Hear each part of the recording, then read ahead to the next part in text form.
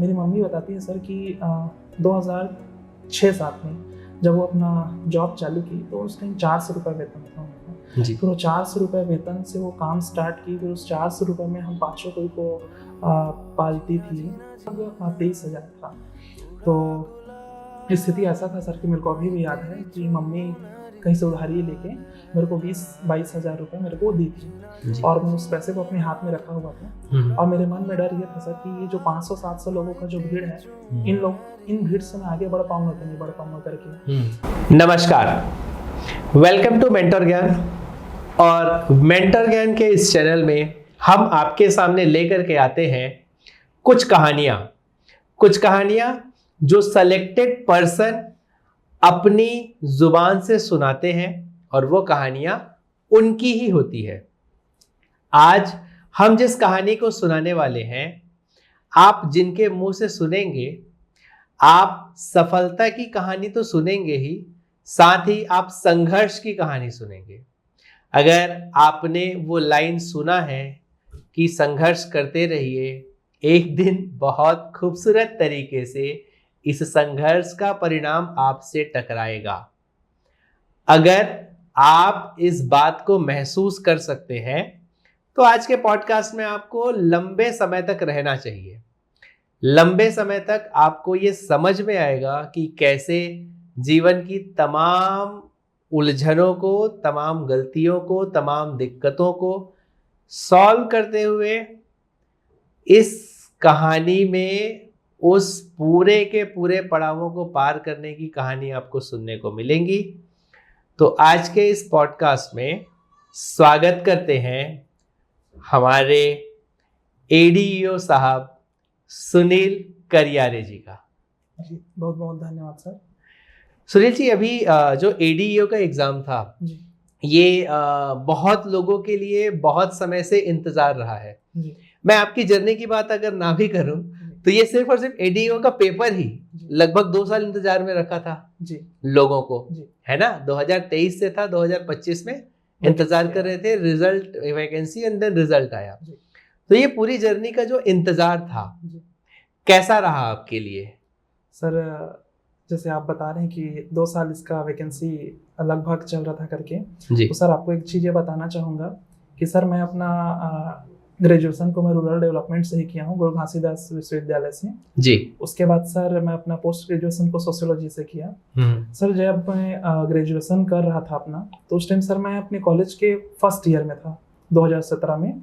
तो सर उस टाइम जब हम लोग का क्लास चल रहा था तो उसी टाइम सर 2017 में एडीओ का एक वैकेंसी आया हुआ था जी। उस टाइम सर मेरा उम्र लगभग 17 साढ़े 17 साल रहा होगा। तो मैं और मेरे 2-3 दोस्त लोग हम लोग उस वैकेंसी को देखे और वहाँ पे लिखा हुआ था कि सहायक विकास विस्तार अधिकारी करके जी। और सर उस टाइम शायद 213 पद आया हुआ था और 213 पद आया। वहाँ पे बोला गया था सर कि ग्रेजुएशन, स्नातक और पीजीडीआरडी वाले लोग को अतिरिक्त बोनस ऐसा करके। तो सर उसी टाइम से फिर मैं और मेरे कुछ दोस्त लोग का हम लोग एक टारगेट बना लिए थे सर कि ये एक अच्छा पद है।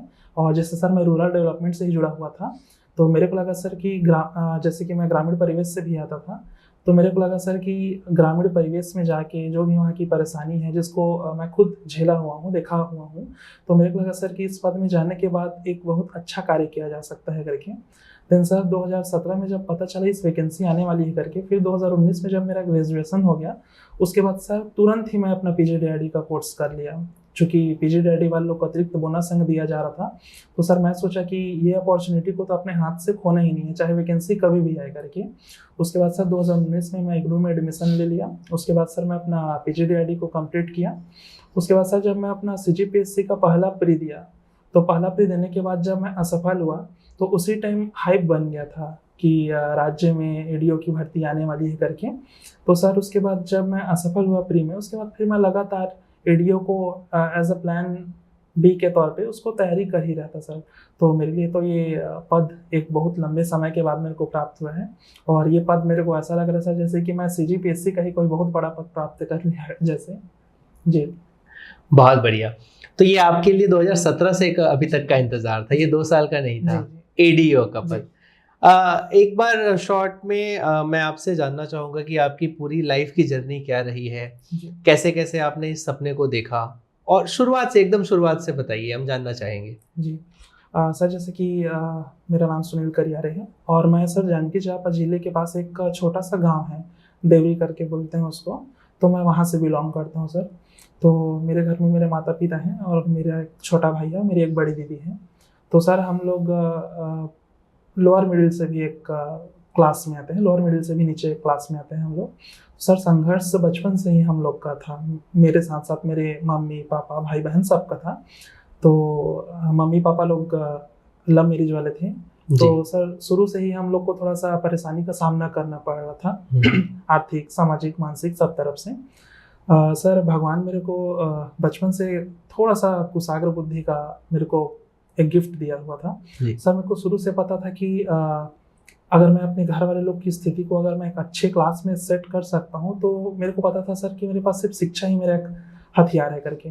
तो सर फिर मैं पास ही के एक स्कूल में, सरस्वती शिशु मंदिर में, क्लास 1 से लेके क्लास 8 तक वहाँ ही पढ़ता रहा। और सर शुरू से ही फिर मैं पूरे क्लास 1 से लेके क्लास 8 तक फर्स्ट सेकंड ही आता रहा। और उसके बाद सर जैसे ही मैं अपना 8th पहुंचा, उसके बाद मेरे को लगा कि मेरे को एक बेटर अपॉर्चुनिटी के लिए एक अच्छे जगह में जाना चाहिए करके। फिर सर मैं वहाँ से जांजगीर आ गया सर। फिर जांजगीर में फिर मैं अपना 9वीं से लेके 12वीं तक का अपना पढ़ाई किया ज्ञानदीप स्कूल से। उसके बाद सर फिर 12वीं के बाद चूँकि जांजगीर में मेरे को लगा कि थोड़ा सा एक अच्छी जगह में जाऊँ, बिलासपुर रायपुर जैसे शहर में जाऊँ करके। सर मैं ना इंजीनियरिंग करना चाह रहा था उस टाइम, 2015-16 में इंजीनियरिंग का बहुत ज़्यादा हाइप था। सर फिर मैं पता किया अपने दोस्तों से, सीनियर सर लोगों से, तो वो लोग बता रहे थे कि एक सेमेस्टर का ही फीस लगभग 30-35 हज़ार रुपये लगता है करके। तो सालाना लगभग 70-75 का तो हमारा फीस ही लग जाता, और अगर हॉस्टल मिल जाता तो उसमें 30-40, उसमें लगभग 1.5 लाख तक का खर्च एक साल में आ सकता था। सर फिर मैं मन ही मन सोचा कि मैं इंजीनियरिंग करूं, और एक तो मेरा घर का स्थिति ऐसा था कि मुश्किल से मतलब 4,000-5,000 ही मुश्किल से मिल पा रहे करके 2015-16 तरफ। सर मेरे को लगा कि मैं अपने मम्मी पापा के ऊपर ऐसा बोझ नहीं डालना चाह रहा हूँ कि मतलब लोग कहीं से भी कर्जा बोड़ी करके लोग 1-1.5 लाख रुपए ला रहे हैं, मेरे को पढ़ा रहे हैं। तो सर उसके बाद मैं क्या किया, 2016 में फिर मैं बस सर्च कर रहा था। सर्च करते करते पता चला कि गुरु घासीदास सेंट्रल यूनिवर्सिटी है, वहाँ बहुत ही लो लेवल मतलब बहुत कम कॉस्ट में पढ़ाई हो सकता है करके। तो सर उसके बाद फिर मैं वहाँ सर्च करते गया कि ऐसा कौन सा स्ट्रीम है जहाँ से करियर का बेस्ट अपॉर्चुनिटी देखा जा सकता है करके। तो सर फिर मेरे को पता चला कि BSc in forestry and BSc in rural technology, ये दोनों डिपार्टमेंट मेरे को अच्छा लगा क्योंकि ये दोनों ग्रामीण परिवेश से जुड़े हुए थे। चूँकि मैं उसी परिवेश से आ रहा था, तो मेरे को लगा कि मैं इस फील्ड में जाऊँगा तो कुछ बेहतर कर सकता हूँ करके। उसके बाद सर फिर मैं 2016 में अपना एडमिशन ले लिया गुरु घासीदास में। फिर 2016 से 2019 तक 3 साल का ग्रेजुएशन वहाँ से किया, और बहुत ही लो कॉस्ट में सर। वहाँ लगभग मेरा 4-5 हज़ार रुपये का फीस था, जो मेरे स्कॉलरशिप पे ही कट जाया करता था जी। और ऐसा रहा सर कि जब मैं 10th में मेरा 80 मार्क्स आया और 12th में भी मेरा 80 मार्क्स आया, तो मेरी मम्मी जो है वो मितानिन प्रशिक्षक है। तो उन लोगों का एक योजना का लाभ मिलता है कि अगर आपके बच्चे 10th या 12th में 75 से ऊपर लाते हैं तो उन लोग को गवर्नमेंट की तरफ से कुछ हेल्प होता है करके जी। तो सर मेरे को लगभग 12th में 50,000 और सर 10th में शायद तक मेरे को 25 से 30 हज़ार रुपये मिला, लगभग 80,000 या 1 लाख रुपये मेरे को स्कॉलरशिप मिला। तो सर उसी स्कॉलरशिप पे बल पे फिर मैं अपना JGU में फिर अपना ग्रेजुएशन भी कर लिया। फिर मेरे को घर से 1 रुपये भी मांगना नहीं पड़ता था। तो ये मेरे लिए सर अपॉर्चुनिटी रहा मेरा शिक्षा, कि अपनी शिक्षा के बलबूते ही मैं स्कॉलरशिप प्राप्त किया। स्कॉलरशिप पे बलबूते पे मैं अपना ग्रेजुएशन का पूरा पढ़ाई किया। और सर वहाँ ऐसा होता था कि ग्रेजुएशन में ST/SC वाले लोगों को वो लोग निःशुल्क कोचिंग प्रोवाइड करते थे UPSC PSC के लिए। तो सर उस समय ये था कि कुछ करना है, सरकारी नौकरी में ही पहुंचना है ऐसा करके।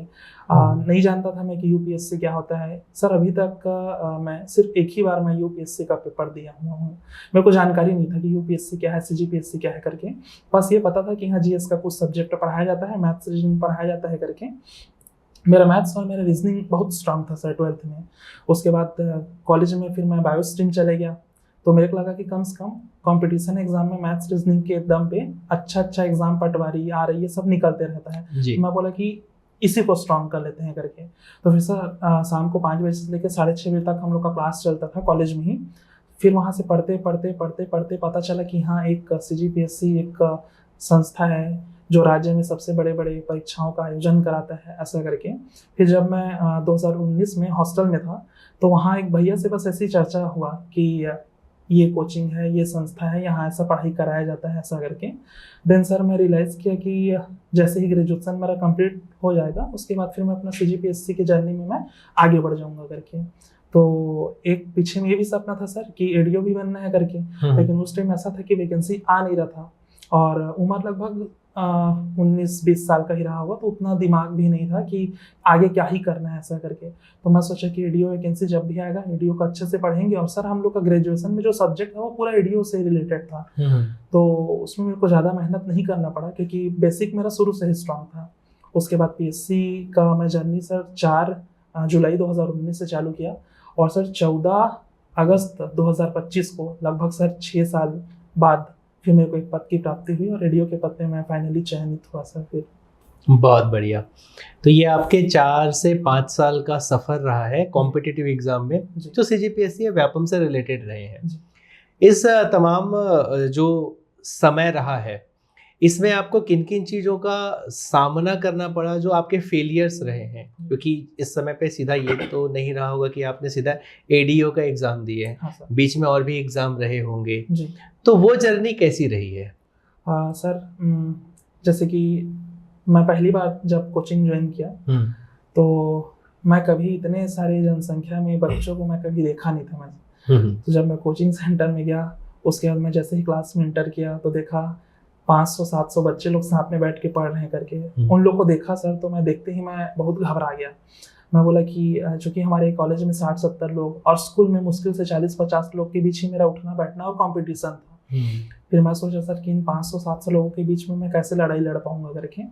उसके बाद मेरी मम्मी सर उस टाइम जिस संस्था से मैं जुड़ा हुआ था, वहाँ का फीस लगभग 23,000 था।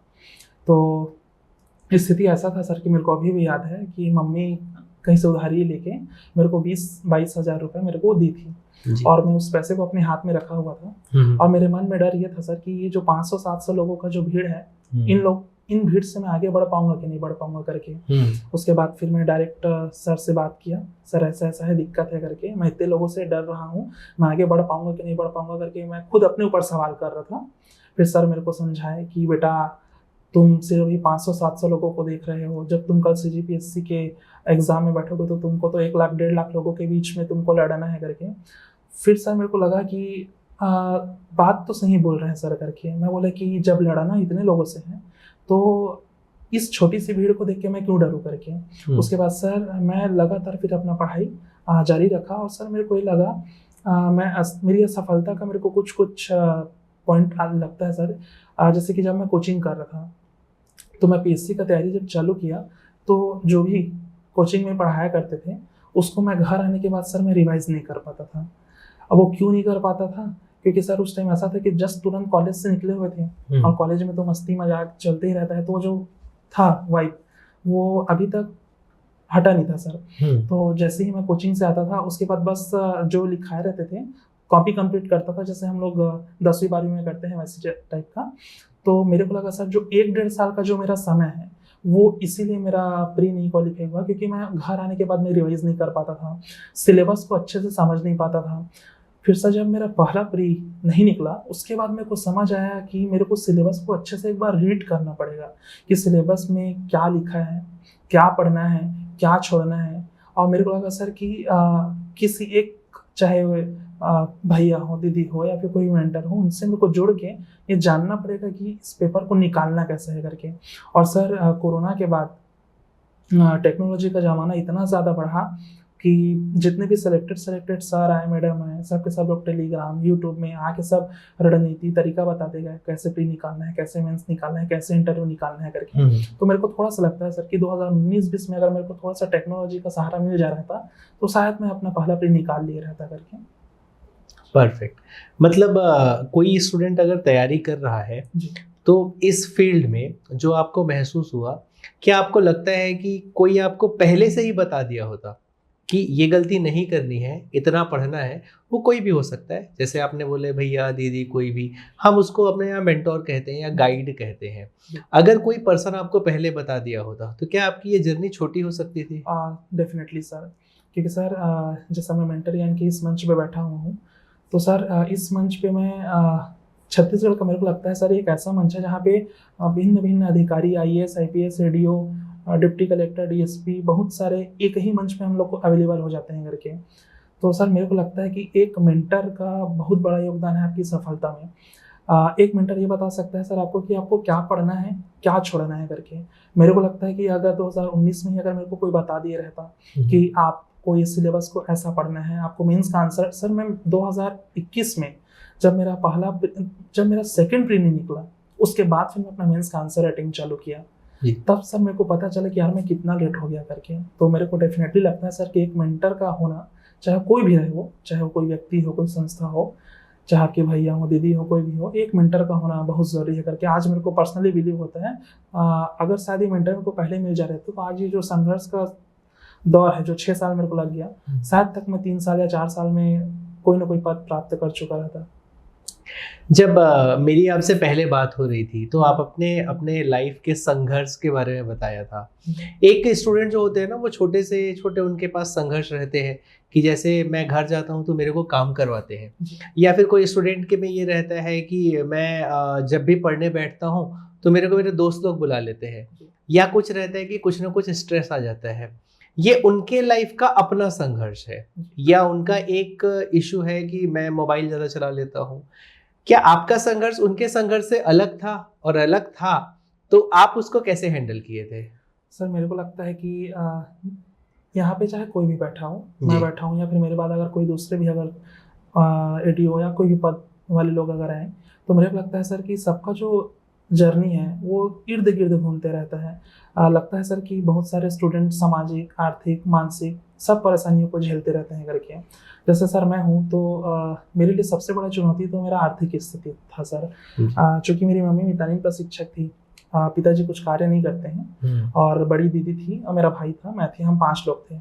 और मेरी मम्मी बताती है सर कि 2006-07 में जब वो अपना जॉब चालू की तो उस टाइम 400 रुपये वेतन था उनका। फिर वो 400 रुपये वेतन से वो काम स्टार्ट की, फिर उस 400 रुपये में हम 5 कोई को पालती थी, और मेरा पढ़ाई, भाई का पढ़ाई, दीदी का पढ़ाई, दीदी का शादी, मेरा यहाँ का खर्च सब वो वही उठाती थी, मेरी मम्मी ही।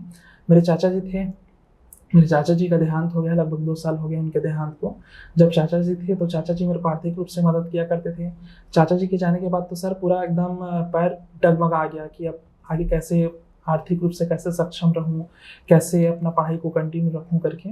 तो सर मेरे पास जो मेरा गरीबी था, वसीयत में मेरे को 2 चीज़ मिला मेरी मम्मी मेरे पापा से। एक तो सर मेरे को गरीबी मिला, और दूसरा सर मेरे को मेरा व्यवहार मिला। गरीबी ऐसा था सर कि मेरे मम्मी, मेरे पापा और मेरे परिवार वाले लोगों को एक ही भरोसा था कि अगर हम लोगों की स्थिति को अगर कोई ठीक कर सकता है तो केवल मैं ही हूँ करके। तो इसलिए सर मैं शुरू से ही टारगेट मेरा रहा कि बस मेरे को अपने घर का स्थिति सही करना है करके। जैसे ही उस टाइम ऐसा था सर कि जब हम लोग छोटे थे तो मेरे को अभी भी याद है कि मम्मी और पापा दोनों, चूँकि मैं बहुत एकदम गाँव से ही आता हूँ जी, तो मेरे को लगता है सर कि मम्मी पापा दोनों साइकिल में अपने ड्यूटी में जाया करते थे। पापा मम्मी को लेके जाया करते थे, बारिश होते रहता था। मेरी जो दीदी है, बड़ी दीदी, वो मेरे को और मेरे छोटे भाई को एक माँ की तरह पाला करती थी।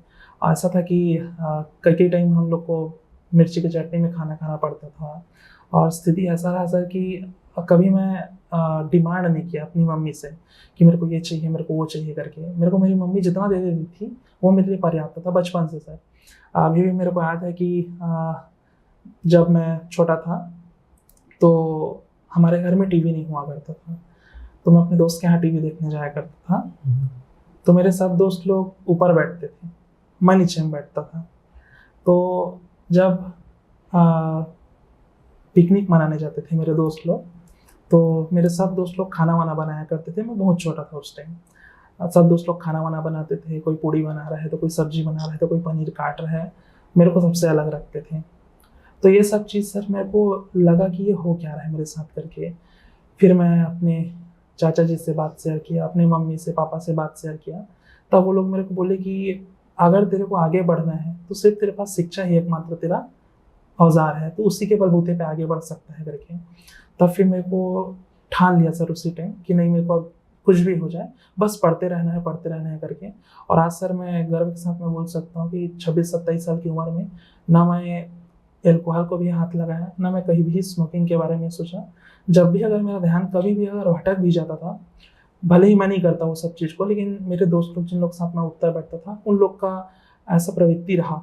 लेकिन कभी भी सर मैं भटकने का कोशिश नहीं किया। मैं ये सोचा करता था कि आज तो ये लोग मेरे को गलत काम में साथ दे देंगे, लेकिन कल मेरी मम्मी जो वहाँ पे 10 रुपये बचा रही है कि मेरे बेटे का काम आ जाएगा, उस पैसे को मैं दुरुपयोग नहीं करना चाह रहा हूँ करके। ये रहा सर मेरा जो डाइवर्जन रहा, भटकाव वाला। दूसरा ये रहा सर कि सामाजिक थोड़ा सा भी प्रेशर रहा कि मेरे को शुरू से ही बाहर में ही पढ़ा रहे थे, तो गांव वाले लोग को भी थोड़ा सा था सर कि ये लड़का शुरू से ही बाहर में पढ़ रहा है, पढ़ने लिखने वाला है, और मम्मी परेशान है, मम्मी का स्थिति खराब, पापा का स्थिति खराब, घर ऐसा है सर कि भले जब बरसात होता है तो दूसरे लोगों के लिए तो भले ही अच्छा रहता हो कि कई लोग अपने घर में बैठ के बाहर खिड़की को देख रहे हो, पानी गिर रहा हो, हवा चल रहा हो, लेकिन अक्सर अभी भी का बात है, जस्ट 2-3 महीना पहले भी जब भी मैं अपने रूम में रहता था तो मैं ये सोचा करता था कि बारिश मत हो करके, क्योंकि मेरे को पता था कि बारिश होगा तो फिर मेरा घर जो खप्पर वाला घर था वहाँ पानी टिपक रहा होगा, फिर मेरी मम्मी किसी जगह में केतली को किसी जगह कोई बर्तन को ऐसा रख रही होगी और बस वो एक ही चीज़ अपने मन में बोल रही होगी कि कब हम लोग का स्थिति सुधरेगा करके। तो ये सब चीज़ सर मेरे को हताशा तो आता था कि इतना लंबा समय हो गया है और कब मैं सफल होऊंगा, कब तक मम्मी पापा लोगों को बस सपने दिखाते रहूँगा कि एक दिन मैं सफल हो जाऊँगा करके। लेकिन अंततः सर मेरे पास विकल्प नहीं था, मतलब मैं हार ही नहीं सकता था। भले ही मैं 5 प्री दिया, जिनमें से 3 मेंस दिया, मेरा 1 प्री नहीं निकला। उसके बाद सर मेरा लगातार 4 मेरा प्री क्वालिफाई हुआ, लेकिन जब मेरा 2nd प्री में दिया तो उस टाइम सर मैं सी सेट में क्वालिफाई नहीं कर पाया, 0.4 नंबर से वहाँ चूक गया। तो सर 5 प्री देने के बाद भी आज मेरे को ये लगता है कि अगर मैं एडीओ में सफल नहीं भी होता तो भी सर मैं उसी दोगुनी मेहनत के साथ में फिर अगले प्री का तैयारी करने के लिए मैं भिड़ जाता, क्योंकि मेरे को लगता है कि जब आप तैयारी करते रहेंगे तो कुछ न कुछ परेशानी तो आते ही रहेंगी। अब वो परेशानियों का जो प्रारूप है वो लड़कों के लिए अलग हो सकता है और लड़कियों के लिए अलग हो सकता है। तो मेरे को लगता है कि ये जो परेशानी आ रही है उनको आप किनारे रखिए, और किनारे रखने के बाद आप बस कंसिस्टेंसी के साथ आप पढ़ते रहिए। और जिससे मेरे को लगता है सर कि मैं कंसिस्टेंसी के साथ लगातार पढ़ता रहा, अपनी गलतियों से सीखता रहा, उसी के बलबूते पे सर आज मैं पद पे चयनित हुआ हूँ। तो इस चीज़ का मेरे को खुशी है सर कि मेरा जो पीछे का जर्नी है। और एक चीज़ और यहाँ पे जोड़ना चाहूँगा सर, मैं जब परेशानी आया करता था कई रात तो ऐसा रहा सर कि खाली पेट भी सोना पड़ा। जैसे मेरी मम्मी के विभाग का एक खामी है सर कि उन लोगों का सैलरी नहीं आता टाइम टू टाइम, 3 महीना 4 महीना में एक बार आता है, ऐसा है। तो आप ही सोचिए सर कि मतलब उस 3 महीने 4 महीने तक कोई रूम वाला तो रुकेगा नहीं, वो लोग तो मेरे सगे कोई है नहीं कि भैया आप 4 महीने बाद रूम रेंट दीजिएगा, कोई खाना वाला तो मेरे लिए रुकेगा नहीं। तो ये सब परेशानी आते रहता था, लेकिन तो भी हेल्पफुल हूँ मैं अपने कुछ दोस्तों का, जो लोग मेरा बहुत मदद करते थे आर्थिक रूप से। वो लोग मेरा स्थिति शुरू से जान रहे हैं, और भीड़ चाल में 4-5 दोस्त मैं रखा हुआ था सर कि कल के डेट में अगर कुछ भी परेशानी आता है, चाहे वो फाइनेंशियली हो कि कुछ भी हो, तो वो लोग खड़े रहे मेरे पीछे करके। तो जब मेरे को पैसे का कमी रहता था तो मेरे दोस्त लोग को कॉल करता था, वो लोग मेरा पूरा मदद करते थे। और ये सफलता का ये जो सिलसिला है सर, मेरे को लगता है कि जो जर्नी है ये तो संघर्षों से जूझते ही रहेगा एक स्टूडेंट। तो इस संघर्ष को एंजॉय करना चाहिए। और जैसे मेरे को लगता है कि मैं अपनी कहानी का डायरेक्टर खुद था करके, जो भी परेशानी आया करता था तो हताशा होता था, ऊपर वाले को कभी कभी कोसता भी था कि और कब तक परेशान करोगे और कब तक दुख दोगे करके। लेकिन फिर सर जैसे जैसे आगे बढ़ता गया तब लगता गया कि कल जब मैं सफल हो जाऊंगा तो किसी भी मंच में जाके अपनी कहानी को ज़रूर मैं किसी को बताऊंगा, ताकि मेरे जैसे अगर कोई वो लड़का या वो लड़की जो गाँव में किसी कोने में बैठ के अपने घर की स्थिति को आगे बढ़ाने के बारे में सोच रहे होंगे, तो कम से कम वो मेरी कहानी को देख के थोड़ा सा इंस्पायर तो हो सकें कि वो लड़का जब कर सकता है इतनी विषम परिस्थितियों में करके, तो हम लोग भी कर सकते हैं करके। तो सर मैं तो खुश हूँ कि पीछे जो भी मेरा संघर्ष रहा आज वो सब इक्वल हो गया सर करके।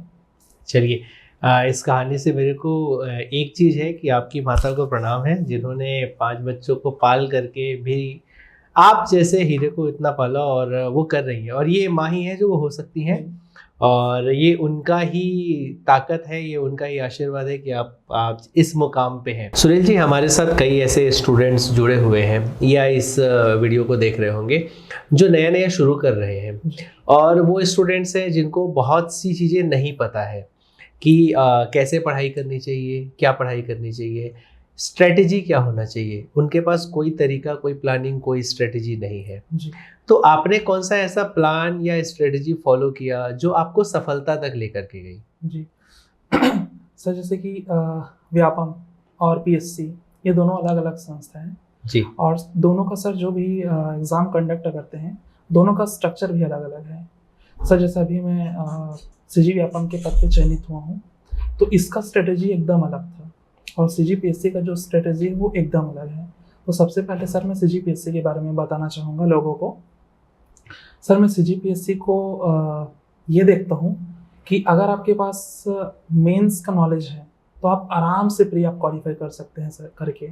और ये मैं कोई नया चीज़ नहीं बता रहा हूँ, इस मंच पे या फिर यूट्यूब चैनल पे जितने भी मैं सेलेक्टेड सर या मैडम लोगों को देखा हूँ, सबका एक ही कहना है सर कि अगर आपका मेंस अच्छा है तो आप डेफिनेटली प्री क्वालिफाई कर लेंगे और आप इंटरव्यू में बहुत अच्छा आप जवाब दे देंगे करके। तो मैं ये मान के चलता हूँ सर कि अगर आप सीजीपीएससी में अगर आप आगे बढ़ रहे हैं तो आपको सातों पेपर का सिलेबस का एक एक लाइन आपको याद होना चाहिए कि अगर आप भारत के इतिहास अगर आप खोल रहे हैं तो सबसे पहले प्रागैतिहासिक काल लिखा है, फिर सिंधु घाटी सभ्यता लिखा है, उसके बाद फिर और आगे जो भी जैसा भी लिखा है आपको एक एक नॉलेज होना चाहिए कि कितना लाइन है, कौन कौन सा टॉपिक लिखा है। और सर उसके बाद मेरे को लगता है कि आप पेपर 1 से लेके पेपर 7 तक का स्ट्रेटेजी सब्जेक्ट वाइज आप बांटिए।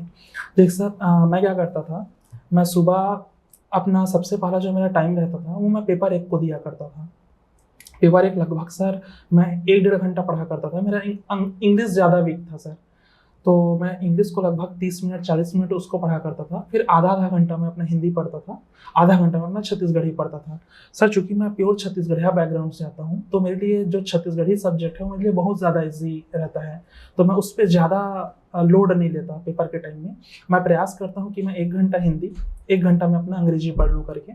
सर उसके बाद जो एसे है, एसे के लिए मैं ये प्रयास करता हूँ, मैं शुरू से इंडियन जीएस के लिए मैं यूट्यूब के प्लेटफॉर्म को, अनअकैडमी को मैं बहुत ज़्यादा प्रेफर किया हूँ सर।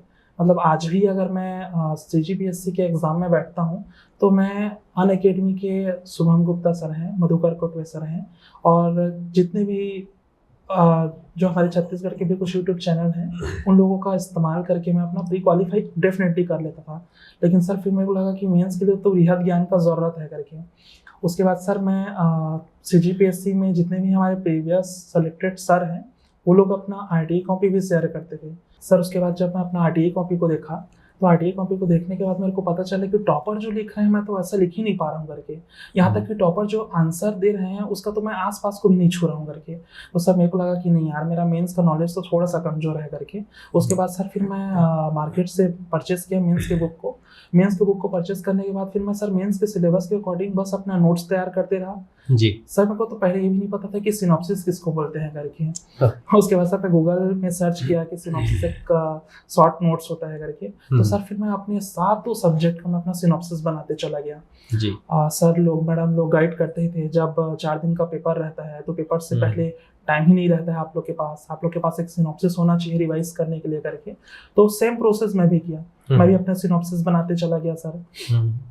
उसके बाद पेपर 3 के लिए मेरे को लगता है सर कि पेपर 3 एक सागर है। मैं पेपर 3 के लिए ये मानता हूँ कि आप वहाँ ज़्यादा आप प्रयास मत करिए भारत के इतिहास में और संविधान और लोक प्रशासन में जी। मेरे को लगता है कि आप जो छत्तीसगढ़ का इतिहास है वहाँ पे आप ज़्यादा अपना ध्यान दीजिए करके। क्योंकि सर हम लोग जो प्योर छत्तीसगढ़ के स्टूडेंट हैं हम लोग के लिए छत्तीसगढ़ ज़्यादा ईजी पड़ता है एज कम्पेयर इंडियन जीएस जी। तो सर पेपर 3 के लिए स्टूडेंट लोगों को छत्तीसगढ़ हिस्ट्री में ज़्यादा ध्यान देना चाहिए और फैक्चुअल बुक को मेंस में थोड़ा सा दरकिनार करना चाहिए और ऑथेंटिक बुक को थोड़ा सा पढ़ना स्टार्ट करना चाहिए सर। जैसे कि मैं 2 मेंस दिया तो 2 मेंस में सर मैं फैक्चुअल बुक को पढ़ के मैं जाया करता था तो लिखाता तो था आंसर लेकिन वही है सर कि नंबर नहीं आ पाता था। तब फिर मैं सीनियर सर लोगों को बताया अपनी आरटीई कॉपी को, फिर वो लोग थोड़ा सा मेरे को गाइड किए कि भाई आप लिख तो सही रहे हैं लेकिन पूरा फैक्चुअल कहानी हो जा रहा है आपका। तो सर उसके बाद तो मैं ऑथेंटिक बुक की तरफ गया अभी मेरे 3rd मेंस में जी। उसके बाद ऑथेंटिक बुक को पढ़ता गया। तब फिर मैं खुद अपना जब टेस्ट सीरीज दिया करता था तब मेरे को लगा कि हाँ मेरे आंसर्स में एज कम्पेयर जो मेरे पिछले 2 मेंस थे उससे बहुत ज़्यादा सुधार हुआ करके जी। पहले सर ऐसा होता था कि जब हम लोग 500-700 लोग जब मेंस का टेस्ट दिया करते थे तो मेरा रैंक रहता था 100-150 तक। उसके बाद धीरे धीरे वो 40-45 के बीच में आते गया। तब मेरे को खुद अपने ऊपर एक विश्वास होते गया कि हाँ यार मैं सही रास्ते में हूँ, सही तरीके से मैं अपना प्रयास कर रहा हूँ मेरे के। सर पेपर 3 के बाद मैं पेपर 4 को मानता हूँ। तो पेपर 4 में सर जैसे अभी मैं भी सफल नहीं हुआ हूँ पीएससी में, लेकिन मेरे को लगता है कि मेरी असफलता का कारण 2 ही है। एक तो थोड़ा सा मेरे को लगता है कि मेरा अंग्रेजी में नंबर नहीं आ पा रहा है और दूसरा मेरा मैथ्स में नंबर नहीं आ पा रहा है। तो जैसा आपको मैं पहले बताया था कि मैं 11वीं-12वीं मेरा मैथ्स स्ट्रीम रहा और उस टाइम ऐसा होता था सर कि हम लोग का जो समाकलन अवकलन करके हम लोग 11वीं-12वीं में पढ़ते थे। तो सर जब मैं कोचिंग में पढ़ा करता था तो सर बस क्वेश्चंस लिखा करते थे अपने ब्लैक बोर्ड में और मैं क्वेश्चंस के साथ में बस 2-3 मिनट में मैं आंसर निकाल लिया करता था। मेरा गणित इतना स्ट्रांग था जी। लेकिन सर उसके बाद जब मैं ग्रेजुएशन में बायो स्ट्रीम में चले गया तब फिर मैं खुद मेरा आत्मविश्वास कमजोर हो गया पूरा कि मैथ्स पढ़ने वाला आदमी था मैं, अब कहाँ मैं बायो पढ़ रहा हूँ ऐसा करके। इसी वजह से सर मेरा मैथ्स कमजोर हो गया और अभी भी मेरा मैथ्स उतना स्ट्रांग नहीं है जिसकी वजह से मैं पद प्राप्त नहीं कर पा रहा हूँ। तो मैं स्टूडेंट लोगों को जरूर ये चीज बोलूंगा कि अगर आपको सीजीपीएससी में आप सेलेक्ट होना है तो आप बाकी सब्जेक्ट को स्ट्रॉन्ग करेंगे तो आप सेलेक्ट हो सकते हैं, लेकिन अगर आपको पद प्राप्त करना है, ऊंचा पद प्राप्त करना है, टॉप 20 टॉप 30 में आना है तो आपको आपके गणित और अंग्रेजी को बहुत स्ट्रॉन्ग करना पड़ेगा। तो मैं तो हर स्टूडेंट लोग को यही बोलूंगा, इवन मैं भी इस चीज को फॉलो करता हूँ सर कि मैं अंग्रेजी कम से कम डेली 1 घंटा इंग्लिश पढ़ लूँ और कम से कम 5 से 7 क्वेश्चन मैं मैथ्स का डेली सॉल्व कर लूँ करके। और टेक्नोलॉजी रहा सर, तो टेक्नोलॉजी के लिए तो मैं बोलूँगा कि जो दृष्टि आईएएस का जो करंट अफेयर बुक आता है जी उसको डेफिनेटली हर स्टूडेंट को फॉलो करना चाहिए। और साइंस के लिए सर, साइंस के लिए जो 10वीं का हमारा बुक है मोर देन सफिशिएंट है वो।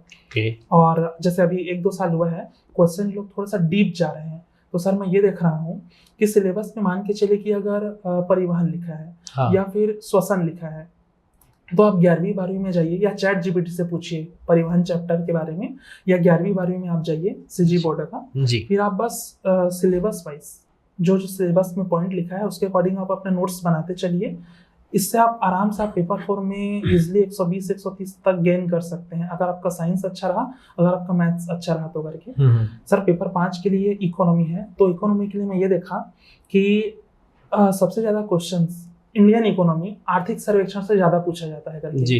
तो पहले तो जानकारी नहीं था सर इन सब चीजों के बारे में। उसके बाद धीरे धीरे जैसे जैसे समय बीतते गया, जब और सीनियर रिस्पेक्टेड सर मैडम लोग को देखते गए, वो लोग इस मंच पे आके बताते गए कि आप इस बुक को पढ़िए, आप अपना स्ट्रेटेजी ऐसा रखिए करके, तो उन्हीं चीज़ों को फॉलो करते करते मेरे को ये पता चला कि इंडियन इकोनॉमी है सीजी इकोनॉमी में हम लोग अगर अपना सीजी इकोनॉमी को स्ट्रांग रखते हैं तो हम वहाँ आराम से 75 में 40-45 तक स्कोर कर सकते हैं, जो कि अच्छा नंबर जी अच्छा नंबर होता है। और भारत का भूगोल है सर, तो भारत के भूगोल के लिए आप कोई से भी एक बेसिक बुक पकड़ लीजिए। जैसे जब 2021-22 में क्वेश्चंस बहुत जटिल आया करते थे प्री के लिए, तो उस टाइम सर लोग माजिद हुसैन का बुक को नहीं उठाया करते थे। मैं अपने लाइब्रेरी में बैठ के माजिद हुसैन का बुक को उठा के, जो इतना मोटा का बुक हुआ करता था, उसको मैं पढ़ा करता था। ऐसा था सर कि प्री निकालना है करके। फिर जब मैं मेंस में गया तो सर उतना मोटा बुक को तो रिवाइज करने का वक्त रहता ही नहीं है, जैसे आपको भी पता है जी। तो मैं बस ये प्रीफर किया कि मैं कोई से भी नॉर्मल बुक को भारत के भूगोल के लिए बस 1 नज़र 2 नज़र पढ़ता रहूं करके। फिर भारत के भूगोल के लिए सर मैं बुक उठाया, बुक उठाने के बाद मैं उसका अपना गूगल के थ्रू सिनॉप्सिस बनाते चले गया। फिर वहाँ भी एक अच्छा नंबर अब मेरे को प्राप्त होने लगा भारत के भूगोल से। फिर से सर वही छत्तीसगढ़ का भूगोल आया, तो छत्तीसगढ़ के भूगोल के लिए ये फैक्चुअल है यहाँ पे थोड़ा सा। तो छत्तीसगढ़ के भूगोल के लिए मैं बोलूँगा कि आप फैक्चुअल जानकारी अच्छा रखिए। अगर आपको बोल रहा है कि महानदी कहाँ से निकल रहा है तो आप सीधा बताइए कि सिहावा से निकल रहा है। अगर आपको ये पूछ रहा है कि शिवनाथ नदी कितने जिलों को स्पर्श करके बह रहा है, तो ये सब फैक्चुअल है। तो सीजी के भूगोल के लिए आप फैक्चुअल नॉलेज रखिए और यहाँ फैक्चुअल ही क्वेश्चन पूछा जाता है। और सर उसके बाद दर्शन और समाजशास्त्र पेपर 6। तो सर जब मैं पहला मेंस दिया तो मेरे को अच्छे से याद है कि मेरा दर्शन में 75 में 16 नंबर आया था। तो मेरे को अपने आप में बहुत शर्मिंदगी महसूस होते गया कि यार इतना पढ़ा हूँ और 16 नंबर आ रहा है, 20 भी नहीं क्रॉस कर पा रहा हूँ करके। सर उसके बाद फिर मैं दर्शन को बहुत ही इंटरेस्ट के साथ मैं पढ़ना चालू किया। मार्केट में जो भी बुक था, जो बुक मिला मेरे को, उस बुक को मैं उठाया, चैट जीपीटी का सहारा लिया। मेंटर कोई थे नहीं सर मेरे को जो बता सके कि आप यहाँ से पढ़ें वहाँ से पढ़ें करके। तो मेरे लिए सबसे बड़ा मेंटर तो सर मेरा मोबाइल ही था सर। हाँ। तो मैं अपना यूट्यूब चैनल खोलता था, यूट्यूब चैनल से मैं अपना पूरा सिलेबस कवर करता था, सिनॉप्सिस बनाता था। फिर उसके साथ ही साथ मैं अपने दर्शन को, जहाँ पे मैं 16 नंबर पाया था, उसके बाद सेकेंड में सर मैं उसको अपना इतना स्ट्रॉन्ग कर लिया कि मेरा सीधा वो 16 नंबर सीधा 39 नंबर में पहुँच गया। और चेकिंग भी बहुत स्ट्रांगली हुआ था। तो 39 नंबर एक अच्छा स्कोर था सर उस टाइम। समाजशास्त्र तो सर मेरा सोशियोलॉजी से ही मेरा एमए हुआ है, तो समाजशास्त्र में मेरा पकड़ अच्छा है। तो समाजशास्त्र में मेरे को ज़्यादा कठिनाई नहीं होता। और मैं बच्चों को बोलूँगा, बाकी स्टूडेंट लोगों को, कि एक छोटी सी पतली बुक आती है, उस बुक को लोग उठाएं, उसके बाद जो भी सिलेबस में लिखा है उसको बस 5-6 लाइन का अनुसंधान के उद्देश्य, प्रश्नावली, अनुसूची, बस एक सिनॉप्सिस बनाते जाए वो लोग। कि अगर मान के चल कि अगर कैलकुलेट में अगर पूछ दिया तो वो लोग कुछ नहीं से कुछ सही, कुछ तो याद रहे उन लोगों को करके जी। उसके बाद सर सबसे कठिन CGPSC में जो छत्तीसगढ़ का कला संस्कृति है, ये अभी आ रहा है। ये लोग क्या कर रहे हैं अभी, थोड़ा सा जो गवर्नमेंट वेबसाइट है और जो पत्र पत्रिकाएं प्रकाशित होती है, जिसको मैं तो इग्नोर कर ही दिया था और बाकी स्टूडेंट भी इग्नोर करते हैं इस चीजों को। तो इसका खामियाजा सर इस साल के मेंस में मेरे को लगा। एक क्वेश्चन है 8 नंबर का कि भक्तिन कर्मा माता के बारे में टिप्पणी लिखी है करके। ये 8 नंबर का क्वेश्चन था। हाँ। इसके बारे में मेरे को बिल्कुल जानकारी नहीं था सर। बस इतना पता था कि भक्तिन माता कर्मा एक विशेष वर्ग के लोग पूछते हैं करके, तो बस लिख के आ गया। लेकिन मेरे को पता है सर कि उसमें मेरे को नंबर नहीं मिलेगा करके। हाँ। और एक क्वेश्चन और आया था सर, एक चीज और बोलूंगा मैं स्टूडेंट लोगों को, जब आप पेपर देने जा रहे हैं तो आप अपने दिमाग को एकदम शांत रखिए, एकदम शांत। क्योंकि जैसे इस बार क्या हुआ, पेपर 6 का ही बात है, एक क्वेश्चन आया था सर 4 नंबर का, अरुण शर्मा के बारे में टिप्पणी लिखना था जी। ये 4 नंबर का क्वेश्चन था जी। लेकिन सर उस टाइम ना अनुज शर्मा ज्यादा हाईलाइट थे। हाँ। तो मैं क्या ना अरुण शर्मा को अनुज शर्मा समझ बैठा। अच्छा। और अनुज शर्मा के बारे में पूरा लिख के आ गया कि अनुज शर्मा को ये पद्मश्री मिला है, वो यहाँ के विधायक हैं, वो हमारी छत्तीसगढ़ की कला संस्कृति को आगे लेके जा रहे हैं। जो सर हम लोग 12th फेल में हम लोग देखते हैं कि पूछा कुछ और था अंग्रेजी में, उसको लिखे थे कुछ और। सेम चीज मेरे साथ भी हुआ। फिर सर मैं घर आया, घर आने के बाद फिर अपने दोस्तों के साथ बैठा था, फिर वो लोग बताए कि अरुण शर्मा के बारे में क्या लिखे करके। फिर मैं कंफ्यूज हो गया कि मैं तो अनुज शर्मा के बारे में लिख के आया हूँ करके।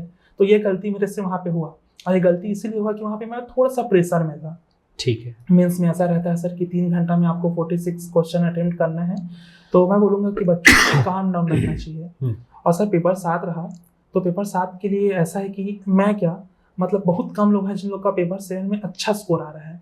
लेकिन अगर आपको पेपर 7 में अच्छा स्कोर लाना है तो मैं इतना बोलूँगा कि 11 अधिनियम दिया हुआ है। हाँ। पार्ट 1 में जी। उस 11 अधिनियम को आप मुश्किल से आप 4 पेज उठाइए व्हाइट वाला। हाँ। उसको मोड़िए और फिर जो जो आपको याद आ रहा है बस उसको आप लिखते जाइए। ये पार्ट 1 में आप वहां से आप नंबर गेन कर सकते हैं जी। छत्तीसगढ़ का जो अधिनियम है, छत्तीसगढ़ की जो योजना है, उसको हम लोग पेपर में देखते रहते हैं तो बन जाता है। और जो पार्ट 2 है सर, तो मेरा खेल में कोई रुचि नहीं है। मेरे को क्रिकेट के बारे में कुछ पता नहीं, फुटबॉल के बारे में कुछ भी पता नहीं। बस मेरे को ये पता था कि अगर मेरे को पार्ट 2 से स्कोर करना है तो मैं अपना जो इंटरनेशनल ऑर्गेनाइजेशन दिया हुआ है सिलेबस में, हाँ। उसको मैं अपना स्ट्रॉन्ग कर लूं करके। तो मैं अक्सर सर पेपर 7 के पार्ट 2 के लिए इंटरनेशनल ऑर्गेनाइजेशंस लोगों को पढ़ता था। इसके लिए सर मैं स्टडी IQ का हेल्प लिया करता था। प्रशांत धवन सर है, उनके यूट्यूब चैनल का इस्तेमाल किया करता था। इस बार सर एक क्वेश्चन आया था 8 या 10 नंबर है कि क्रिकेट के खेल में कोई भी प्लेयर कितने तरीकों से आउट हो सकता है करके। तो सर ये ना कॉमन सेंस वाला सवाल था। मेरे को जानकारी तो था नहीं क्योंकि मैं खेल में रुचि रखता हूँ नहीं। हाँ, इतना पता था कि डायरेक्ट होता है, हिट एंड थ्रो होता है, रन आउट होता है। तो वहाँ पे सर कुछ क्वेश्चंस ऐसे आते हैं जिसको आपको तुरंत सोच के वहाँ पे लिखना रहता है। तो कुछ क्वेश्चन मीन्स में बन भी जाते हैं। और सर जैसे कि पार्ट 3 है पेपर 7 का, वो है हमारा एजुकेशन। तो सर एजुकेशन ये क्या है, हम लोग पढ़ते रहते हैं ज़्यादा। हम लोग हर दिन न्यूज़पेपर खोलते हैं तो न्यूज़पेपर में कुछ न कुछ आते ही रहता है एजुकेशन से रिलेटेड। तो पेपर 7 के पार्ट 3 के लिए बस मैं एक कोचिंग संस्था का बुक उठाया जो भी टॉपिक दिया हुआ था उस टॉपिक को मैं करंट से जोड़ के, जैसे कि यूजीसी में वर्तमान में क्या क्या योजना चल रही है उसको मैं उस बुक में लिखता गया, और ऐसा करते करते करते करते मैं पेपर 7 को अपना स्ट्रॉन्ग किया। और मेरे साथ साथ जो अभी मैं तरीका बता रहा हूँ, भले ही यहाँ पे मैं ऐसा आपको एज अ स्टूडेंट गलत मत समझिएगा, लेकिन मैं ये समझ रहा हूँ कि आपकी स्टूडेंट है और मैं आपको बता रहा हूँ करके, तो बाकी स्टूडेंट लोग ये समझे कि जो भी मैं बातें आपको बता रहा हूँ वो अपने ऊपर लोग अलाउ करें कि हाँ सर हम लोग को ऐसा बता रहे हैं करके। और तरीका यही है सर, मतलब जो भी मैं यहाँ पे बोल रहा हूँ सेम चीज कल भी यहाँ पे एक सर आके बोले हैं और परसों भी एक सर आके यहाँ पे बोले हैं। कहने का मतलब ये है कि जो भी यहाँ पे आ रहा है, जो भी CGPSC का जर्नी जिसका भी रहा है, सब यही बता रहे हैं कि आपको पेपर 1 से लेके पेपर 7 तक कैसे पढ़ना है, क्या बुक पढ़ना है, कितना बुक पढ़ना है, कितना छोड़ना है। बस बात यहाँ पे आ जाता है कि आप उस चीज को फॉलो कर रहे हैं कि नहीं कर रहे हैं। कोई एक ऐसा इंसान आपके पास है कि नहीं है जो आपको पुश कर रहा है कि नहीं कर रहे हैं। मान के चलिए कि आप 2 घंटा का स्लॉट बनाए तो है सर, पता चल रहा है कि आप 2 घंटे में आधा घंटा रील से देख रहे हैं, या आप आधा घंटा चाय पीने के लगाए हैं और 2 घंटा हो गया। तो मेरे को लगता है यहाँ पे आपका कोई दोस्त या फिर कोई भी मेंटर रहना चाहिए जो कम से कम आपको इतना बोले कि आपका एक स्लॉट है या आपका टाइम है, आप इतना में पढ़िए। अगर आप नहीं करेंगे तो कोई दूसरा इंसान तो बैठा है, वो मेहनत कर रहा है, वो पोस्ट को लेके चले जाएगा करके। तो पेपर 1 से लेके पेपर 7 तक का जर्नी यही है। और मैं तो ये बोलूँगा, अगर पद प्राप्त, जैसे मैं भी वहीं पे रुक रहा हूँ सर बार बार, पेपर 1, पेपर 2 और पेपर 4 बाकी जीएस का जितना पेपर है हम लोग सर पिछले 3 साल 4 साल से इतना पढ़ लिए हैं कि जीएस में चाहे कुछ भी क्वेश्चन पूछे, चाहे आए बाएं कुछ भी क्वेश्चन हम लोग पूछें, हम कुछ न कुछ तो लिख के आ ही जाएंगे। और कुछ न कुछ लिखेंगे तो 8 नंबर में जहाँ 0 मिलना चाहिए वहाँ 1 नंबर या 2 नंबर तो मिलेगा स्टूडेंट को जी। तो मैं ये बोलूंगा कि जीएस को थोड़ा सा किनारे रख के पेपर 1, पेपर 2 और पेपर 4 को अगर आप टारगेट बना के चलते हैं, जैसे 600 नंबर का ये होता है जी, इस 600 नंबर में अगर आप मान के चलिएगा, अगर आपका 350 से 400 नंबर भी अगर आपका आ जाता है, जो कि किया जा सकता है मेहनत के दम पे जी, फिर बाकी का जो जीएस पेपर 4 जीएस पेपर बचा सर वो 800 नंबर का होता है। तो अगर आप यहाँ 400 अगर आप यहाँ गेन कर लिए और वहाँ 800 में अगर आप 350 या 300 भी गेन कर लिए तो भी सर अभी जो मेरिट बन रहा है अगर आप ध्यान देंगे तो 700-750 तो अपने मेरिट बन जा रहे हैं। तो मेरे को लगता है कि अगर CGPSC में सफल होना है तो पेपर 1, पेपर 2, पेपर 4 को स्ट्रॉन्ग करना चाहिए। फिर बाकी जीएस के पेपर को प्री के टाइम में हम लोग बहुत अच्छे तरीके से पढ़ लेते हैं जी, और डरना नहीं चाहिए थोड़ा सा बच्चों को। ओके, तो ये तरीका है कि अगर कोई स्टूडेंट पहली बार शुरू कर रहा है, प्रीलिम्स निकालना चाहता है जी, तो उसके लिए बहुत इंपॉर्टेंट है कि वो शुरू से शुरू कर रहा है तो उसको मेंस को पहले पढ़ करके रखना चाहिए अगर वो एक बार में सटीक तैयारी करना चाहता है जी, तो जी। है ना। यदि कोई स्टूडेंट अभी अक्टूबर के आसपास, जब अक्टूबर खत्म होने को है, तब तैयारी करना चालू कर रहा है और उसको प्रीलिम्स की तैयारी करनी है, एक बार में उसको प्रीलिम्स क्लियर करना है, तो उसके लिए क्या स्ट्रेटेजी होनी चाहिए? सर चूंकि मेरा भी पहले बार में प्री नहीं निकला था, लेकिन मैं इतना तो बता सकता हूँ कि मैं गलती क्या किया था जिसकी वजह से मेरा पहला प्री नहीं निकला था जी। तो सर मेरे को लगता है कि अगर आपको CGPSC का प्री पहले ही अटेम्प्ट में क्लियर करना है तो इंडिया जीएस के बारे में हमको नहीं पता कि वो कहाँ से क्वेश्चन पूछेगा, वो अथाह सागर है वो। तो मेरे को लगता है कि आप अपना CGPSC को बहुत स्ट्रॉन्ग रखिए करके। तो मेरे को लगता है कि आप CGPSC जो 50 क्वेश्चन आता है, अगर आप कोई सा भी मार्केट का बुक आ रहा है उसको अगर आप कम से कम 3 टाइम 4 टाइम अगर आप रिवाइज कर लेते हैं तो 50 में से इजिली 35 से 33 क्वेश्चन आप अटेम्प्ट कर सकते हैं। और अगर आप एग्जाम हॉल में जाके अपना दिमाग को शांत रखते हैं और अगर आप अपना थिंकिंग को सही रखते हैं तो आराम से वो जो 33-35 है वो 40-42 तक पहुंच जाएगा जी। तो सर वो 40-42 अगर देखा जाए तो 40 दूनी 80 हो जाता है। हाँ। हमारा सर जो प्री है वो एज अ जनरल कैटेगरी में लगभग हर बार का अलग अलग रहा है, फिर भी मैं ये मान के चलता हूँ कि सेफ स्कोर 120 है करके। तो सर अगर सीजी में अगर आपका 40 से 42 क्वेश्चन सही होता है तो अगर आपको पता चले कि हाँ मेरा 40 से 42 क्वेश्चन सही हो गया है करके, तब फिर आप अपना इंडिया जीएस की तरफ जाइए।